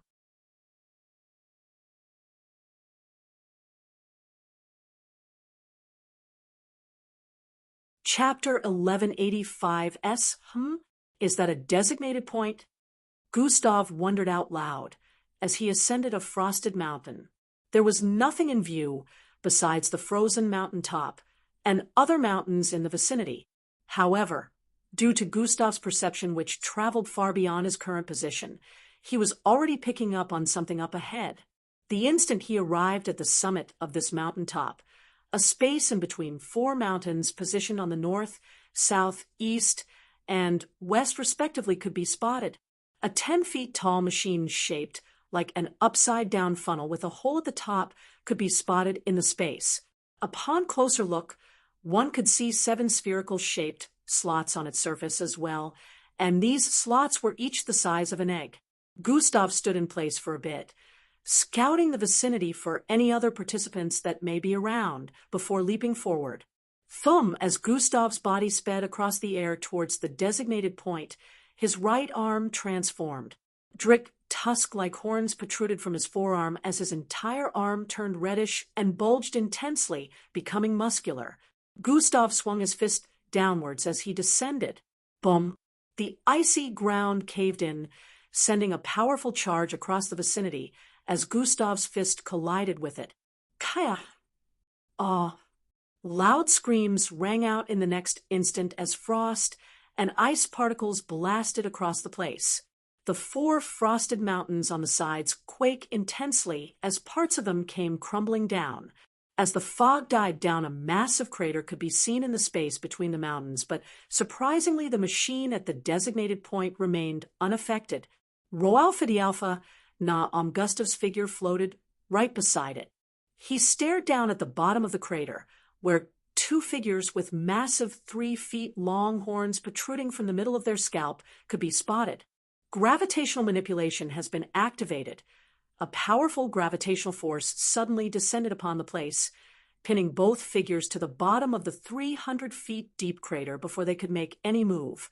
Blood could be seen spilling out of their mouths and eyes, but Gustav didn't stop. Instead, he increased the gravitational force by a notch, causing bone-cracking sounds to ring out. St. up. PL, Ikes. Both participants tried to speak, but Gustav's eyes remained unsympathetic as he stretched his hand downwards. Fires. More cracks appeared at the bottom of the crater, burying the figures of these 2 aliens deeper within. In the next few seconds, they had both stopped struggling. Gustav's expression eased up as he confirmed that they had truly passed out. He deactivated gravitational manipulation and hover in the next instant. Bam! His figure landed before them both, and he stared at their unconscious bodies. Fortunately, you took them out before they could activate their abilities. The system voiced in Gustav's mind. Yeah, the Hixtoses are really something when they are given the chance to use their strength. Gustav sighed in relief as he crouched before them. The 2 who were right in front of him were representatives of planet Hixtos, a species Gustav considered formidable. They had been lying in wait for anyone or group that would arrive at this designated point to turn in eggs. Unfortunately for them, Gustav had spotted them at the same time he picked up on the machine in the designated point. Gustav grabbed both their horns after tampering with his dimensional bracelet. Sighing, and in the next few seconds, a bright blue light encapsulated both their figures, and they vanished. Gustav stood to his feet once more after successfully sending them away. Partial Calapisol transformation has been activated. Gustav's skin turned greenish as he bloated a little. Thump! Stamped his left foot on the ground, and in the next instant, icicle-like spikes began protruding from the edges of the crater. These spikes were so densely merged as they shot out of the ground that there was barely any space left between them. A wall was soon formed, and from a wall the Iro silk continued to grow higher and curve till the entire vicinity was covered like a cage. The designated point had now been barricaded from the outside by Gustav. Hover has been activated. Gustav floated upwards, arriving before the 10-feet-tall machine that was suspended in the air. It's been almost 7 days since the Viander Egg Challenge began. It's time I called them here, Gustav muttered as he stared at the machine. God Eyes has been activated. Life Signs tracking has been activated. Gustav shut his eyes at this point. Black small square, black small square, black small square, black small square, Roalfa the Alpha NUAM, _/, multiple life signs began to appear in Gustav's mind, which he picked out one after the other. Once they were up to 20, Gustav opened his eyes once again. SJ, he mumbled. Zing, the sacred jewel appeared beside him in the next instant, and Gustav didn't need to utter another word before it understood what it needed to do. Seeing, the sacred jewel emitted a bright fluorescent light from its surface. Gustav felt a stream of energy flow into his being as he connected with the sacred jewel, and his mind split into 21 different sections. While his eyes were open, Gustav could see 21 different locations all at the same time.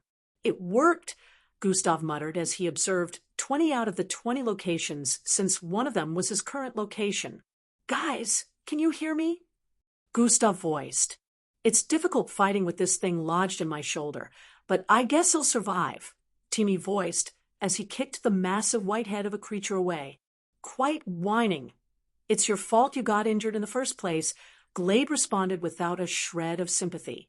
I should have let it hit you, Timmy stated in regret as he watched Glade pull a neon-colored egg from the ice.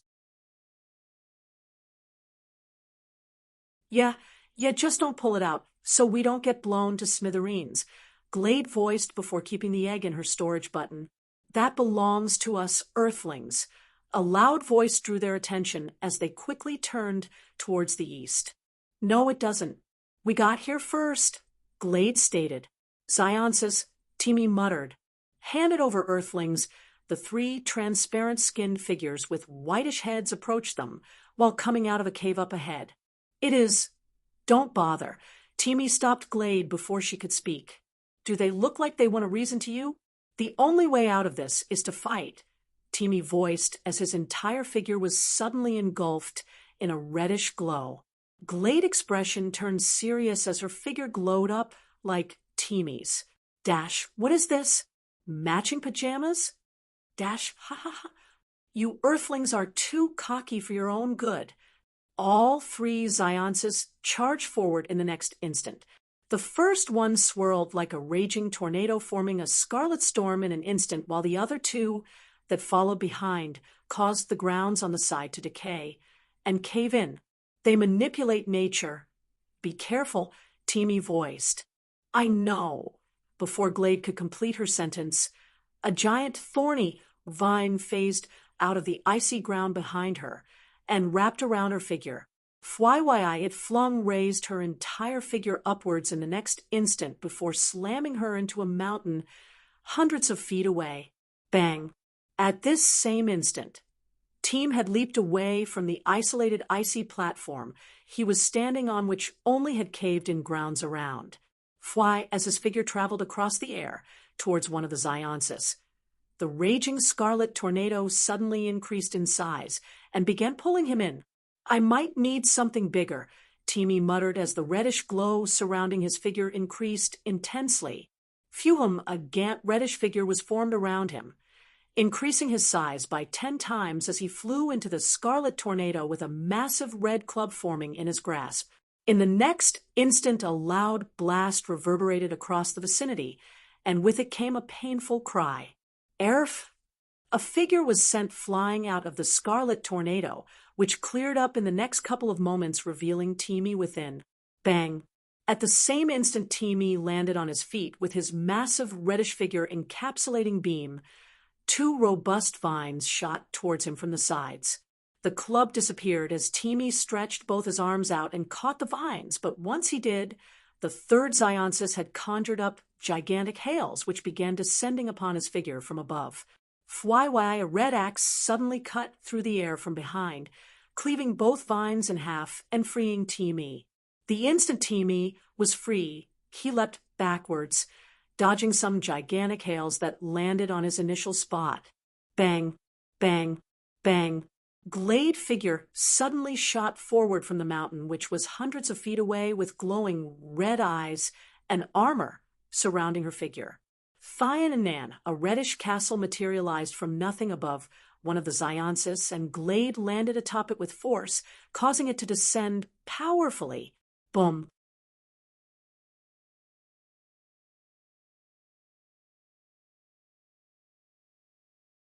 Chapter 1186, Show off Steinenan. A reddish castle materialized from nothing above one of the Xionsis, and Glade landed atop it with force, causing it to descend powerfully. Boom. Shockwaves spread across the vicinity upon delivering this destructive blow, which caused the icy grounds to crack and give way once more. Fwy, fwy. Teamy was busy dodging the descent of the gigantic hails when he suddenly leapt into the air and kicked one in the direction of the Zionsi chasing him. Bang! Guys, can you hear me? Glade and Teamy suddenly froze as they heard a familiar voice in their minds. Gustav! They yelled out at the same time. Glade, Teamy, you two seem to be in a pinch. Do you need help? Gustav questioned. Nah, we'll take care of these clowns in a few, Teamy replied. Immediately after Teamy finished saying that, the entire Iceland vicinity began to quake intensely. The whole environment turned dark as storms gathered intensely and heavy winds whooshed. K-R-R-R-Y-C-H-H-H-H. Icicles began to appear from the ground, and tornadoes formed very quickly as massive ball-like flames appeared in the skies as well.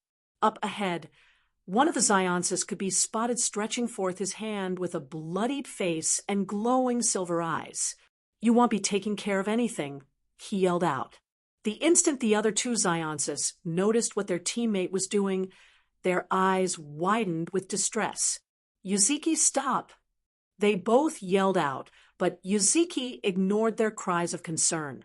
They were well aware of how much toll it took on their bodies when they made use of their sway force to control multiple weather conditions at the same time. Both Zionsis had sustained damage as well after taking the attacks of Glade and Teamy, but they were able to quickly turn into tornadoes themselves and escape the range of weather extremities.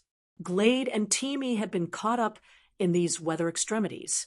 They tried to find a way to escape, but they had been completely surrounded by storms. Icicles shooting out of the ground intensely, tornadoes ripping at them from every corner. Hailstorm getting shot out from every angle with so much force that would easily rip a hole through 10 persons stacked together. The descending rain of flames, as well as the cackling dark clouds up above, didn't make matters any better. Teamy had leapt off the ground a bit and got caught up by tornadoes pulling him from every corner as hail shot towards him and icicles protruded out of the icy ground beneath.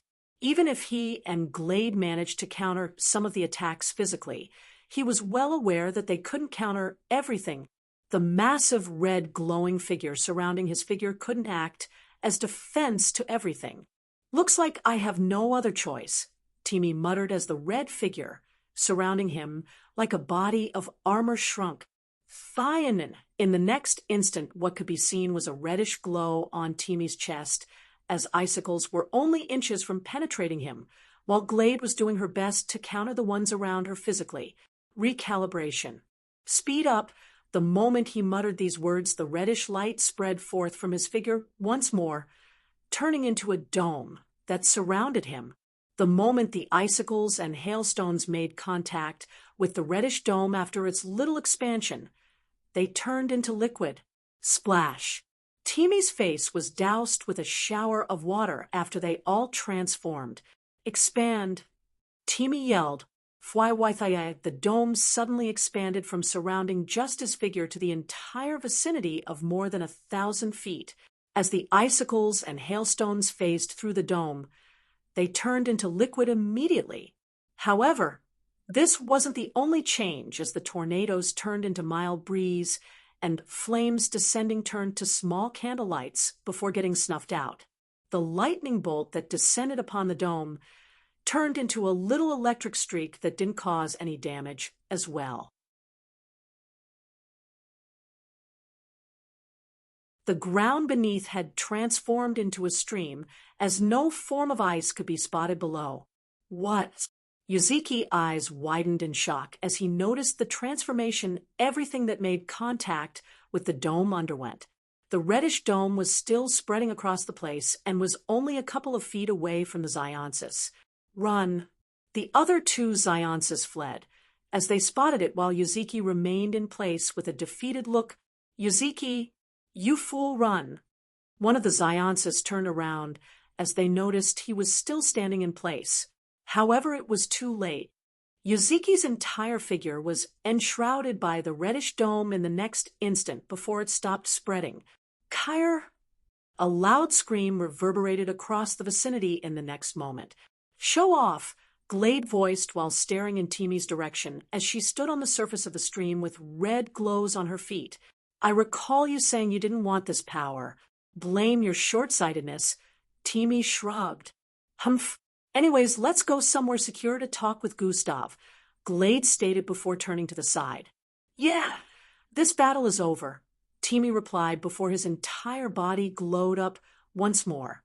Fwai, fwai. They both sped forward in the next instant, leaving afterimages as they disappeared into the distance. Meanwhile, on a part of the battle zone, a scrawny-looking naked figure with transparent skin and white head could be seen floating on a body of water. His entire skin looked pale and saggy, almost like this participant suddenly aged by 50 years. Yuzuki, one of the Zionsis, yelled with a look of horror. All right, since everyone is now attentive, I've connected you all to my mind and location. Can you sense it? Gustav voiced as he floated beside a machine.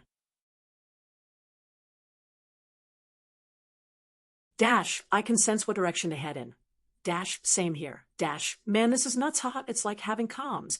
Dash, except for the fact that we can also sense what direction to head in and how far away we are. Ealdris, Falco, Endrick, and the others answered as a conversation ensued between Gustav and everyone. Timi, Glade, did you handle your issue? I saw Zionsis. Gustav inquired. Dash, yeah, we're good now. Dash, they came looking for trouble and we handled it. Both of them answered simultaneously. This made Gustav recall what he heard upon his entry into the portal that led him here. The voice sounded like they bore a grudge with him, and now Gustav couldn't help but think it might have been one of the Zionsis. Be careful, Gustav warned. Dash, it's fine really. Although it got dangerous, we took care of it, Timi replied. I can see you guys are headed down some kind of canyon, Gustav voiced. Dash, yeah, we wanted to get as far away as possible from our initial location. Glade responded. Dash, the last week has been really crazy, man. Dash, at the very least, I and EB arrived at the same location together. Dash, we all definitely need to gather and move as a team as soon as we can. Other groups are finding their way to each other as well. The other spoke as well after Glade's confirmation. Gustav could see each and every one of them as they journeyed with speed in the direction they were supposed to. Fortunately, no one was currently getting accosted by trouble. All right, it'll give everyone visuals in a few on how my current location looks, as well as the rest of you. So you guys can be aware if any one of you is close by, Gustav said before turning to the sacred jewel. Its gleaming body reduced in brightness as it turned completely mirror-like in the next instant. On its circular surface, every single participant current location was displayed as a footage with split sections. Dash, yo, is that a levera? Dash, I can see Glade tail. Dash, why does everyone seem to be in different locations? Dash, you bastards better have eggs with you because I've been gathering some as well. They voiced out one after the other as a projection of the sacred jewel appeared in each of their locations, displaying the others as well as Gustav like a screen. Since the sacred jewel was also linked to them, no matter how fast or how far they moved, its projection would still follow. Guys, focus. Gustav called everyone's attention back to him, causing them to keep quiet. In the next couple of hours, we would have spent a week on the fourth disc. You know what this means, Gustav voiced out. Dash, the screens displaying the current scores from the Viander Challenge will appear. Endrick seemed to instantly figure out what Gustav was talking about. Precisely, Gustav replied. Dash, I'm not following. Do you want us to arrive before it does? Abestos questioned. Dash, I don't think that is even possible, Fink stated. Dash, yeah, and even if it is, I don't think it's what Gustav's wants, Matilda added. It isn't.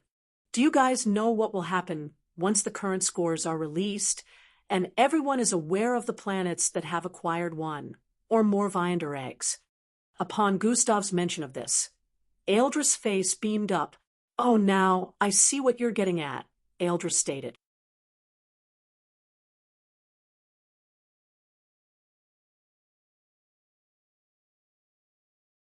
Chapter 1187. Upon Gustav's mention of this, Ealdris' face beamed up. Oh, now I see what you're getting at, Eldris stated.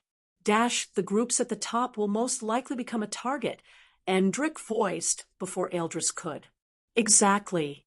It's best you all take your time, so the scoreboards can put the targets on the others' back, while we get to move freely around for the next 1 week till another scoreboard screen gets displayed, Gustav voiced lengthily. Sounds like a great plan. If none of us have made use of any designated point to create a Viander egg, we should appear at the bottom of the scoreboard. No rank, no target, Eldris stated. But what about the week after when a new scoreboard appears? Timmy questioned. At the very least, only a week will be left till the challenge ends. Well, cross that bridge when we get there, Gustav replied. The group saw sense in Gustav's plan, but at the same time they wondered if anyone else had thought about it. Gustav at this point already had all 7 colors of eggs in his possession, but chose not to place them in the machine slot yet because of his plan. Another reason Gustav was eager to see the scoreboard was so he could make some calculations. Handler 1 had mentioned that there were a limited number of eggs that could form the Viander egg on the 4th disc. Gustav wanted to confirm how many was left and make proper plans on how his group would acquire enough to be at the top of the scoreboard next time. Now all he had to do was wait. Are you okay? Angie opened her eyes to see the concerned faces of some MBO members in medical outfits. She mumbled with a drowsy look as her vision slowly cleared. Her eyes suddenly widened as she recalled something. How long was I out? Angie suddenly sprang up from the bed as she inquired. Relax, officer. Your well-being is the priority right now. A familiar voice resounded as a man in silver MBO outfit and a gem embedded in the middle of his forehead walked in. Grand Commander Cheyenne. Angie muttered, Did the Viander Egg Challenge begin yet? It began nearly a week ago. You've been out since. Another familiar voice replied her instead of the Grand Commander. Miss Amy, Angie voiced with a respectful but disheartened expression. You don't need to feel down. You did well, and I'm sure they will as well. Just focus on recovery so you can join the main team in the next challenge, Miss Amy replied as she approached the bed.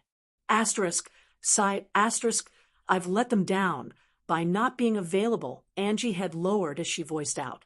They will survive, Miss Amy replied. They're not doing bad at the moment. I want to watch. Angie tried standing to her feet, but suddenly felt a wave of drowsiness. Miss Amy caught her before she could fall and slowly led her down to the bed. Wait till you recover fully first, she stated after letting Angie go. The power you used was no ordinary one. The toll it took on your body was quite severe, one of the MBO officers in medical outfits announced.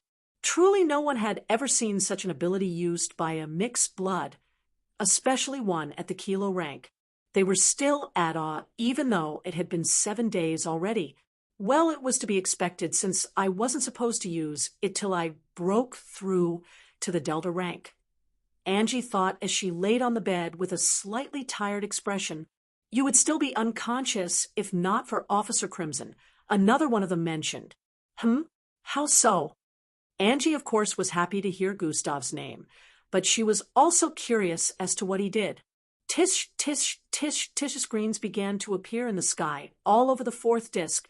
Gustav stared at the one in the sky within his region with a calculative look. Rho Alpha D Alpha, Na 2. Planet Zillion. For Viander eggs greater than 1,600 points 3. Planet Ozius. 3 Viander eggs greater than 1,200 points 4. Planet Tribit. 3 Viander eggs greater than 1,200 points 5. Planet Hixto. 2 Viander eggs greater than 800 points 6. Planet Diov. 2 Viander eggs greater than 800 points 7. Planet Osiris. 2 Viander eggs greater than 800 points 8. Planet Oxlark. 2 Viander eggs greater than 800 points to Enu 9. Planet Gundabalt. 2 Viander eggs greater than 800 points 10. Planet Indulus Prime. 2 Vinder eggs greater than 800 points 11. Planet Claxosape, 2 Vinder eggs greater than 800 points. Gustav stared at the top 100 planets on the screens that displayed the scoreboard. Every one of them had at least 2 Vinder eggs, while the ones below 100 and 1 had 1 each. From the lower 300s, the other planets had not managed to get a single Vinder egg, and unsurprisingly Earth was in the top 800s. Gustav nodded in satisfaction as he took note of the stats. The planets he expected to be at the top were precisely the planets that were currently at the top. The screens displaying the scoreboard remained up there for about 2 minutes before they disappeared. At this time, Gustav had already calculated the number of eggs left that were required to create a Vinder egg. Fortunately, around 8,400 eggs required for the creation of the Vinder eggs are still unclaimed, Gustav muttered, which means 1,200 Vinder eggs can still be created, the system inputted. Yes, but if we were to subtract the number of those who haven't gotten their eggs to a designated point yet, that number would be lesser, Gustav voiced, with a contemplative expression. In other words, in the next 1 week there is a high probability eggs would no longer be available, the system added. Indeed, the winner would practically be decided, so the last week would just be groups trying to rob other groups of their Vinder eggs so they can rank higher on the scoreboard. Gustav reckoned that the second week would decide things.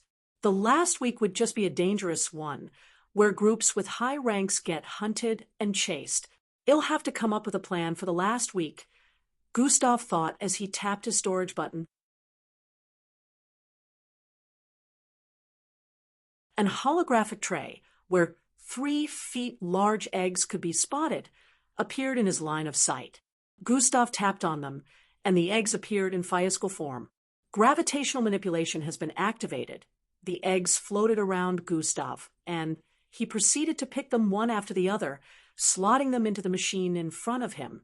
Violet, indigo, orange, neon, dark red, ultramarine, raisin black. Gustav placed the eggs with these colors into the machine and waited. Thyanin, it suddenly glowed up intensely with a spectrum of colors and chimed softly a few times before a loud popping sound rang out. Pull! A milky white egg with golden circular stripes shot out of the hole atop the machine in the next instant. Gustav reached out and grabbed the egg, which was the size of a human head. The circular golden stripes around it gave off a mystical glow as Gustav inspected it. So, this is a Vinder egg. It almost feels like it has other uses besides just being the acquisition goal of a competition, Gustav muttered as he activated God Eyes. God Eyes has been activated. Tick, HNGH. Gustav exclaimed in pain as he felt a sharp stab in his eyes the instant he tried to see through the egg. A protective energy. Gustav deactivated God Eyes while muttering. Kinda suspicious, the system voiced. I agree, but am not curious to the point where I'd jeopardize our acquisition of a Vinder eggs, so I won't poke any further for now, Gustav decided, as he kept the Vinder egg away. He still had about 3 other required colors for creating a Vinder egg, but 4 more were needed before he could use the machine at this designated point again. He wanted to wait for his teammates to arrive before sourcing for more of these colored eggs, but from what he could sense, the closest teammate to his location would still take at least 120 hours to get here. The 4th disc was just too massive, and they were unlucky to have spawned very far away.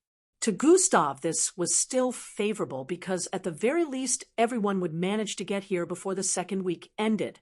If they had spawned farther than this, there was even a possibility they wouldn't meet up till the challenge ended. In the meantime, Gustav had decided he would gather more eggs, and he expected the others to do the same as well while they were on their way here. 3, 2, Gustav had already picked a checkpoint and decided to leave the sacred jewel here till he returned. 1, zing. A flash of blue light enveloped his figure, and he vanished in the next moment. Gustav reappeared before a flaming frosted tree in the next instant. Up ahead, he could spot another familiar-looking cave.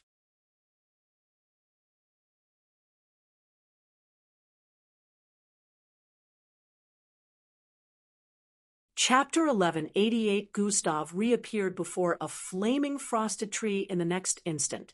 Up ahead, he could spot another familiar-looking cave.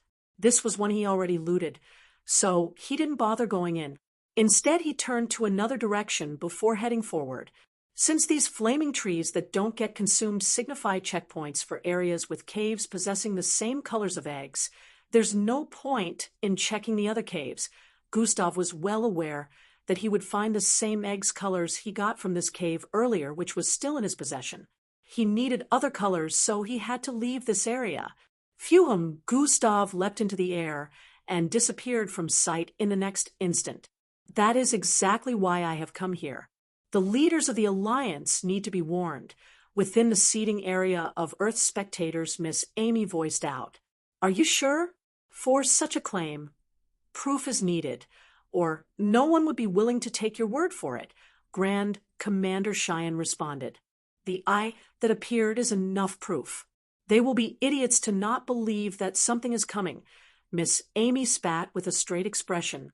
They could come up with a number of things to counter that, and not take it as an actual threat. Even though you have myself and the Earth backing your claim, there are still more than 100 other planets in the Alliance and 4 other Alliance leaders. Grand Commander Cheyenne shook his head. He preferred it if they just dealt with the situation themselves instead of bringing the Alliance into it, but Miss Amy claimed that she sensed the threat would be greater than what Earth could handle themselves. She also added that it probably wouldn't be a threat to Earth alone, but didn't reveal that Gustav's claims was the reason she believed the threat would be universal. If she mentioned Gustav, even though she trusted him, they would be even more unwilling to listen to her due to his age. She knew she would only get an audience due to her strength and prestige. I will make them listen. It is for their sakes as well. Miss Amy folded her arms and shut her eyes at this point. I could destroy the 1st to 12th layer of this planet easily, and I can't sense any existence here that is remotely a threat to me yet Miss Amy couldn't help but recall the eye. She really felt like a small entity compared to just a single organ. It was nerve-wracking. These fools better take it seriously. Miss Amy was well self-aware that she wouldn't usually care about such, but then Gustav was also involved as well as the well-being of their galaxy. So she had to care. Swoosh! A massive frosty-looking snake-like creature blasted out from the icy ground, ascending with speed into the sky. Boom! Boom! Boom!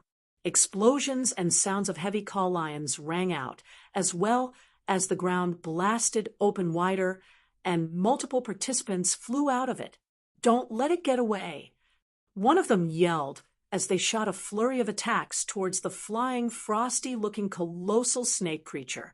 Despite these participants representing different planets, they seemed to be working together in combating this creature. Twoosh! One of them vanished and appeared right in front of the creature. Twiwia. Multiple pieces of massive frosted objects appeared right above the creature and began to fall. The frosty-looking creature wriggled its way across the air, dodging most of the projectiles. It proceeded to wrap its tail around some of them and hurled it in the direction of the chasing participants. Bang! Bang! Bang! Attacks coming from the participants giving chase overwhelmed the hurled projectiles, and some of them were close to hitting the creature when it suddenly turned around. Rara! The instant it opened its mouth to roar, heavy whitish flames shot forth from it. Kyre! Some of the participants yelled as their bodies turned to frost and received grievous injuries. The frost was beyond coldness. Even the air froze, and a thick wall of ice had built from the ground to the sky, spreading across the vicinity. Bang! The creature slammed its tail into the participant that initially appeared before it, causing her to spin across the air before slamming into the wall of ice and getting impaled. Putchy-eye Dash, that thing is really stronger than the ones I've faced so far. Dash, at this point it might get away with the eggs in its belly. Rho Alpha D Alpha, Ennu Omsum of the uninjured participants complained as they watched it fly away. However, at this moment, one of them, who had black wraps of clothes covering his entire body like a mummy, blasted through the wall of ice. Boom! A trail of darkness followed his figure as he chased after the creature. The other participants who were uninjured didn't want to miss the opportunity, so they flew through the hole he left in the wall of ice, chasing right after him. Fwyish, the cloak of the dark figure flapped repeatedly as he dashed across the air, catching up to the creature in a couple of moments. Rar! The colossal creature shot out another mass of flames of ice, but the dark figure reacted by forming a blade of darkness and cleaving forward with intensity. Bang! Fwyi! A star of darkness formed as the blade grew in size and kept slicing through the flames of ice till the creature ran out of breath. Boom! Boom! Boom! The other behind began attacking the creature as all sorts of attacks were shot forward, but it managed to evade most of them, sustaining only a little bit of damage. Thrih, the dark blade in the figure's grasp, transformed into a massive bow which he held forward while flying. The participant aimed it at the creature and fired a giant arrow of darkness that multiplied into 3. Swai. The creature happened to be very fast, so it managed to dodge 2 out of the dark arrows, but the third was angled in such a way that it would undeniably hit the back of its massive head. With the intensity at which the dark arrows ripped through the air, the last arrow would most likely pierce through the skull of the creature from behind. At the last instant, the creature suddenly turned its neck to face the incoming dark arrow and opened its mouth wide. Its icicle-like teeth were revealed for a split second, which came crashing to a close just as the tip of the dark arrow went in a little. Bang! It caught the dark arrow in between its teeth and got blasted backwards for thousands of feet in the air due to the powerful force, but it held it tightly in between its teeth. The creature spun after stopping in mid-air before spitting it away. The dark figure wasn't the only shocked participant here. The others were in disbelief as well, seeing how the creature managed to escape such an onslaught with little to no damage. Pialfendialpha, no one Othasish. A lightning streak suddenly appeared in front of the creature, and with that came a 30 feet long milky-colored blade that was already descending upon its head. Screeve! Bang! A loud sound of collision reverberated across the vicinity as the milky-colored glowing blade cleaved through 3 feet of the creature's head. Its entire body was sent hurling downwards due to the force from the blade after it met with resistance upon cutting 3 feet deep. Rare! The creature roared again, but this time it was in pain as it made contact with the icy ground beneath. Boom! The figure that the lightning streak transformed into shot downwards with intense speed, phasing through the mouth of the creature. The frost raisin realized its doom an instant later and quickly churned out a pillar of frost to force out the figure that had just infiltrated its mouth. However, this was to no avail as it felt a force tugging against its belly from within after a few moments. Boom! A loud explosion rang out few seconds later, and the creature's belly was blasted right through. A glowing, milky figure radiating with steam flew out of the torn belly, with 3 eggs in his grasp. One indigo-colored, the second was dark red, and the last was completely black. You have killed a level 5 frost raisin. Gustav stared at the notification that appeared in his line of sight for a moment before flying upwards. Hey, that doesn't. One of the participants was about to voice out when Gustav flung the completely black egg in the direction of the cloaked figure. The cloaked figure caught the dark egg with a curious-looking eyes, which was the only part of his body that was exposed. Thanks for keeping it busy. The distraction was all I needed for my attack to be successful. After saying this,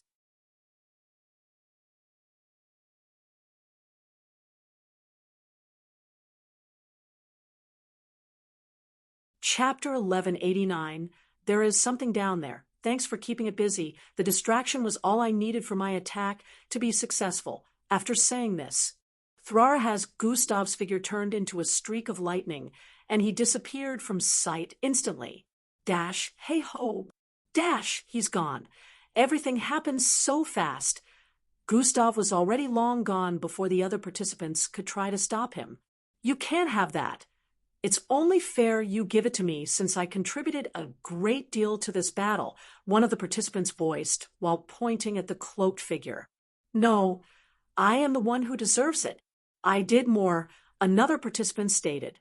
You fools didn't even come close to me. They soon began arguing on who should take the egg. You'll have to get it from me first, the cloaked figure voiced with a raspy tone before flying off. The participants tried to chase but soon discovered just how fast he was. A dark streak was left in his wake as he sped away. Three. Gustav reappeared in a different location after using lightning blitz 5 times. He was now more than 800 miles away from his initial location, yet it had only been a second. Zing, zing. He kept both eggs in his storage button as he decided on which direction to head in next. The initial battle with the level 5 Frost Riken was one he stalked since it began. Gustav had watched the creature swallow up the eggs, which caused the participants to give chase.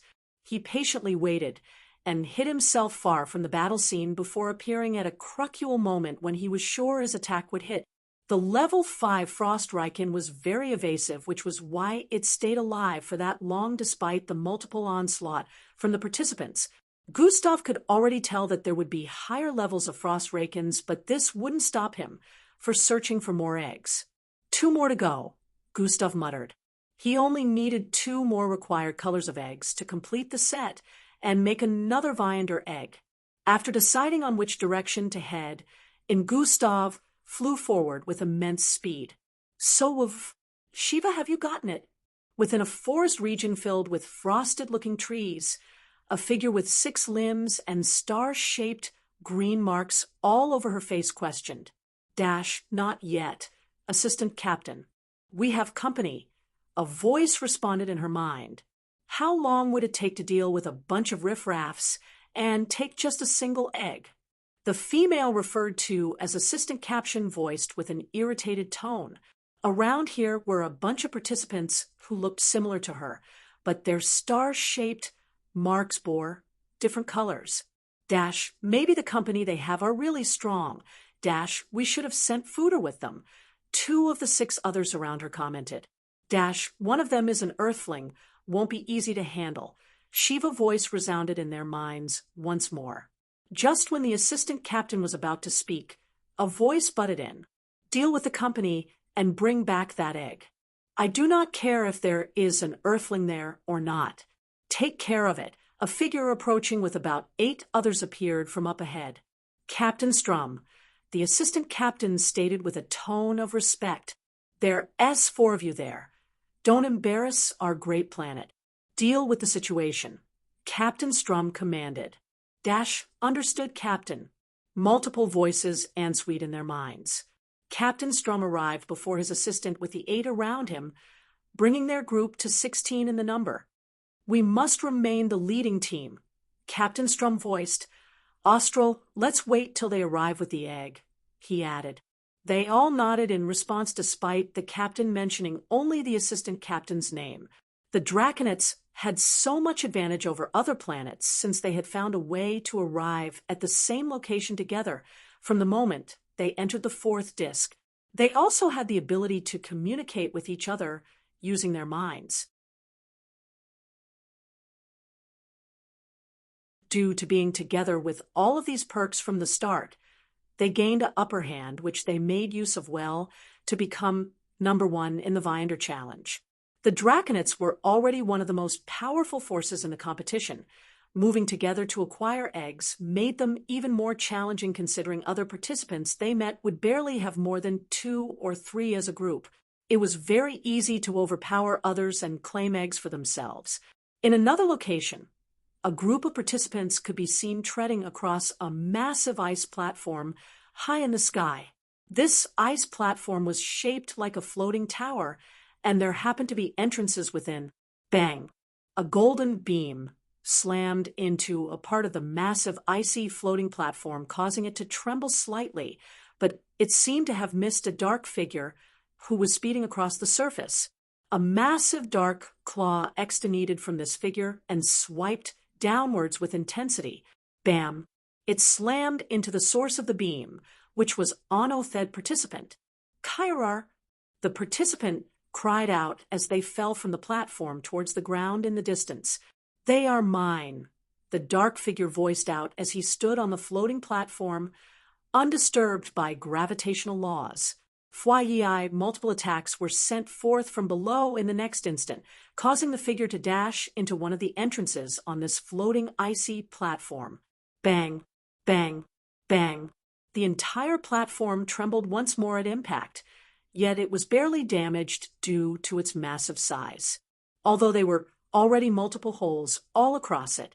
My idiot liege, it's time you stopped playing fair and kill the bastards who dare to oppose you. Shut it, the dark figure who had an ominous-looking black star on his forehead yelled as he leapt upwards. Bang, bang, bang. He broke through multiple floors of ice within the massive floating ice tower as his body ascending to the peak. The peak of this icy tower happened to be thinner than the rest of its lower parts. The instant the figure cloaked in the aura of darkness arrived there, the fog of darkness emitting from his being suddenly increased in intensity. Swerving his hand in a circular motion, a sharp blade formed from the intense darkness slashed through the top of the ice tower. It was like a cap had been formed, as the figure placed himself within the space at the peak of the tower that had been separate from its lower part. Massive hands formed from the darkness, which held onto the cut-off part from the ice tower before powerfully flinging the peak of the ice tower into the distance. Fyi, the peak of the ice tower cut through the sky with intense speed with the dark figure within it. The strength at which it was catapulted into the sky caused it to move at incredible speed, leaving the others behind, unable to catch up. He got away. One of the participants yelled with a look of dissatisfaction. The others looked into the sky with expressions of annoyance as well, but in the next instant, thum, thum, thum, thum, for illusionary-looking figures with multiple limbs ascended into the sky. They were just as quick as the top of the ice tower, if not quicker. They soon disappeared in the direction of the tower peak and dark figure in a second, leaving the rest of the participants astounded. Come, it's been 2 days already, the system voiced in Gustav's mind. Yet at least I've managed to gather 6 eggs. Just one more needed to create another Viander egg, Gustav replied. Falco should be close to the designated point by now. The system reminded. He would. I can sense that he is indeed close, but then he should have gotten there like an hour ago. Gustav couldn't view them at the moment, because he would have to tap into God Eyes again. He didn't want to do that currently because of his present location. Maybe he got sidetracked. The system stated. Yeah, well, so long as he is okay, Gustav mumbled as his eyes turned into slits. I gotta focus on this right now, he added as he arrived before the edge of a deep rift. SSHSHHHSSHHH. There was utter silence in the environment as Gustav stared down at what looked like a divide on the 4th disc. It was so lengthy that the end of this rift on the ground couldn't be seen with the naked eyes. However, it wasn't only lengthy, it was also deep and wide. It was like staring into the abyss, as darkness was all that could be seen from the top. One also couldn't see where the land was supposed to continue beyond the ledge. A spectrum of glowing colored lines were the only things that could be spotted in the distance. It was both an amazing and mind-boggling sight at the same time. Anyone would think they have arrived at the edge of the 4th disc if they saw this, Gustav muttered. Indeed, however, you and I are aware that there is something down there. Follow current novels on topnovelful.com that you're tuning in to the Mystic Fist YouTube channel. Don't forget to subscribe and join us on this journey to catch the most captivating stories.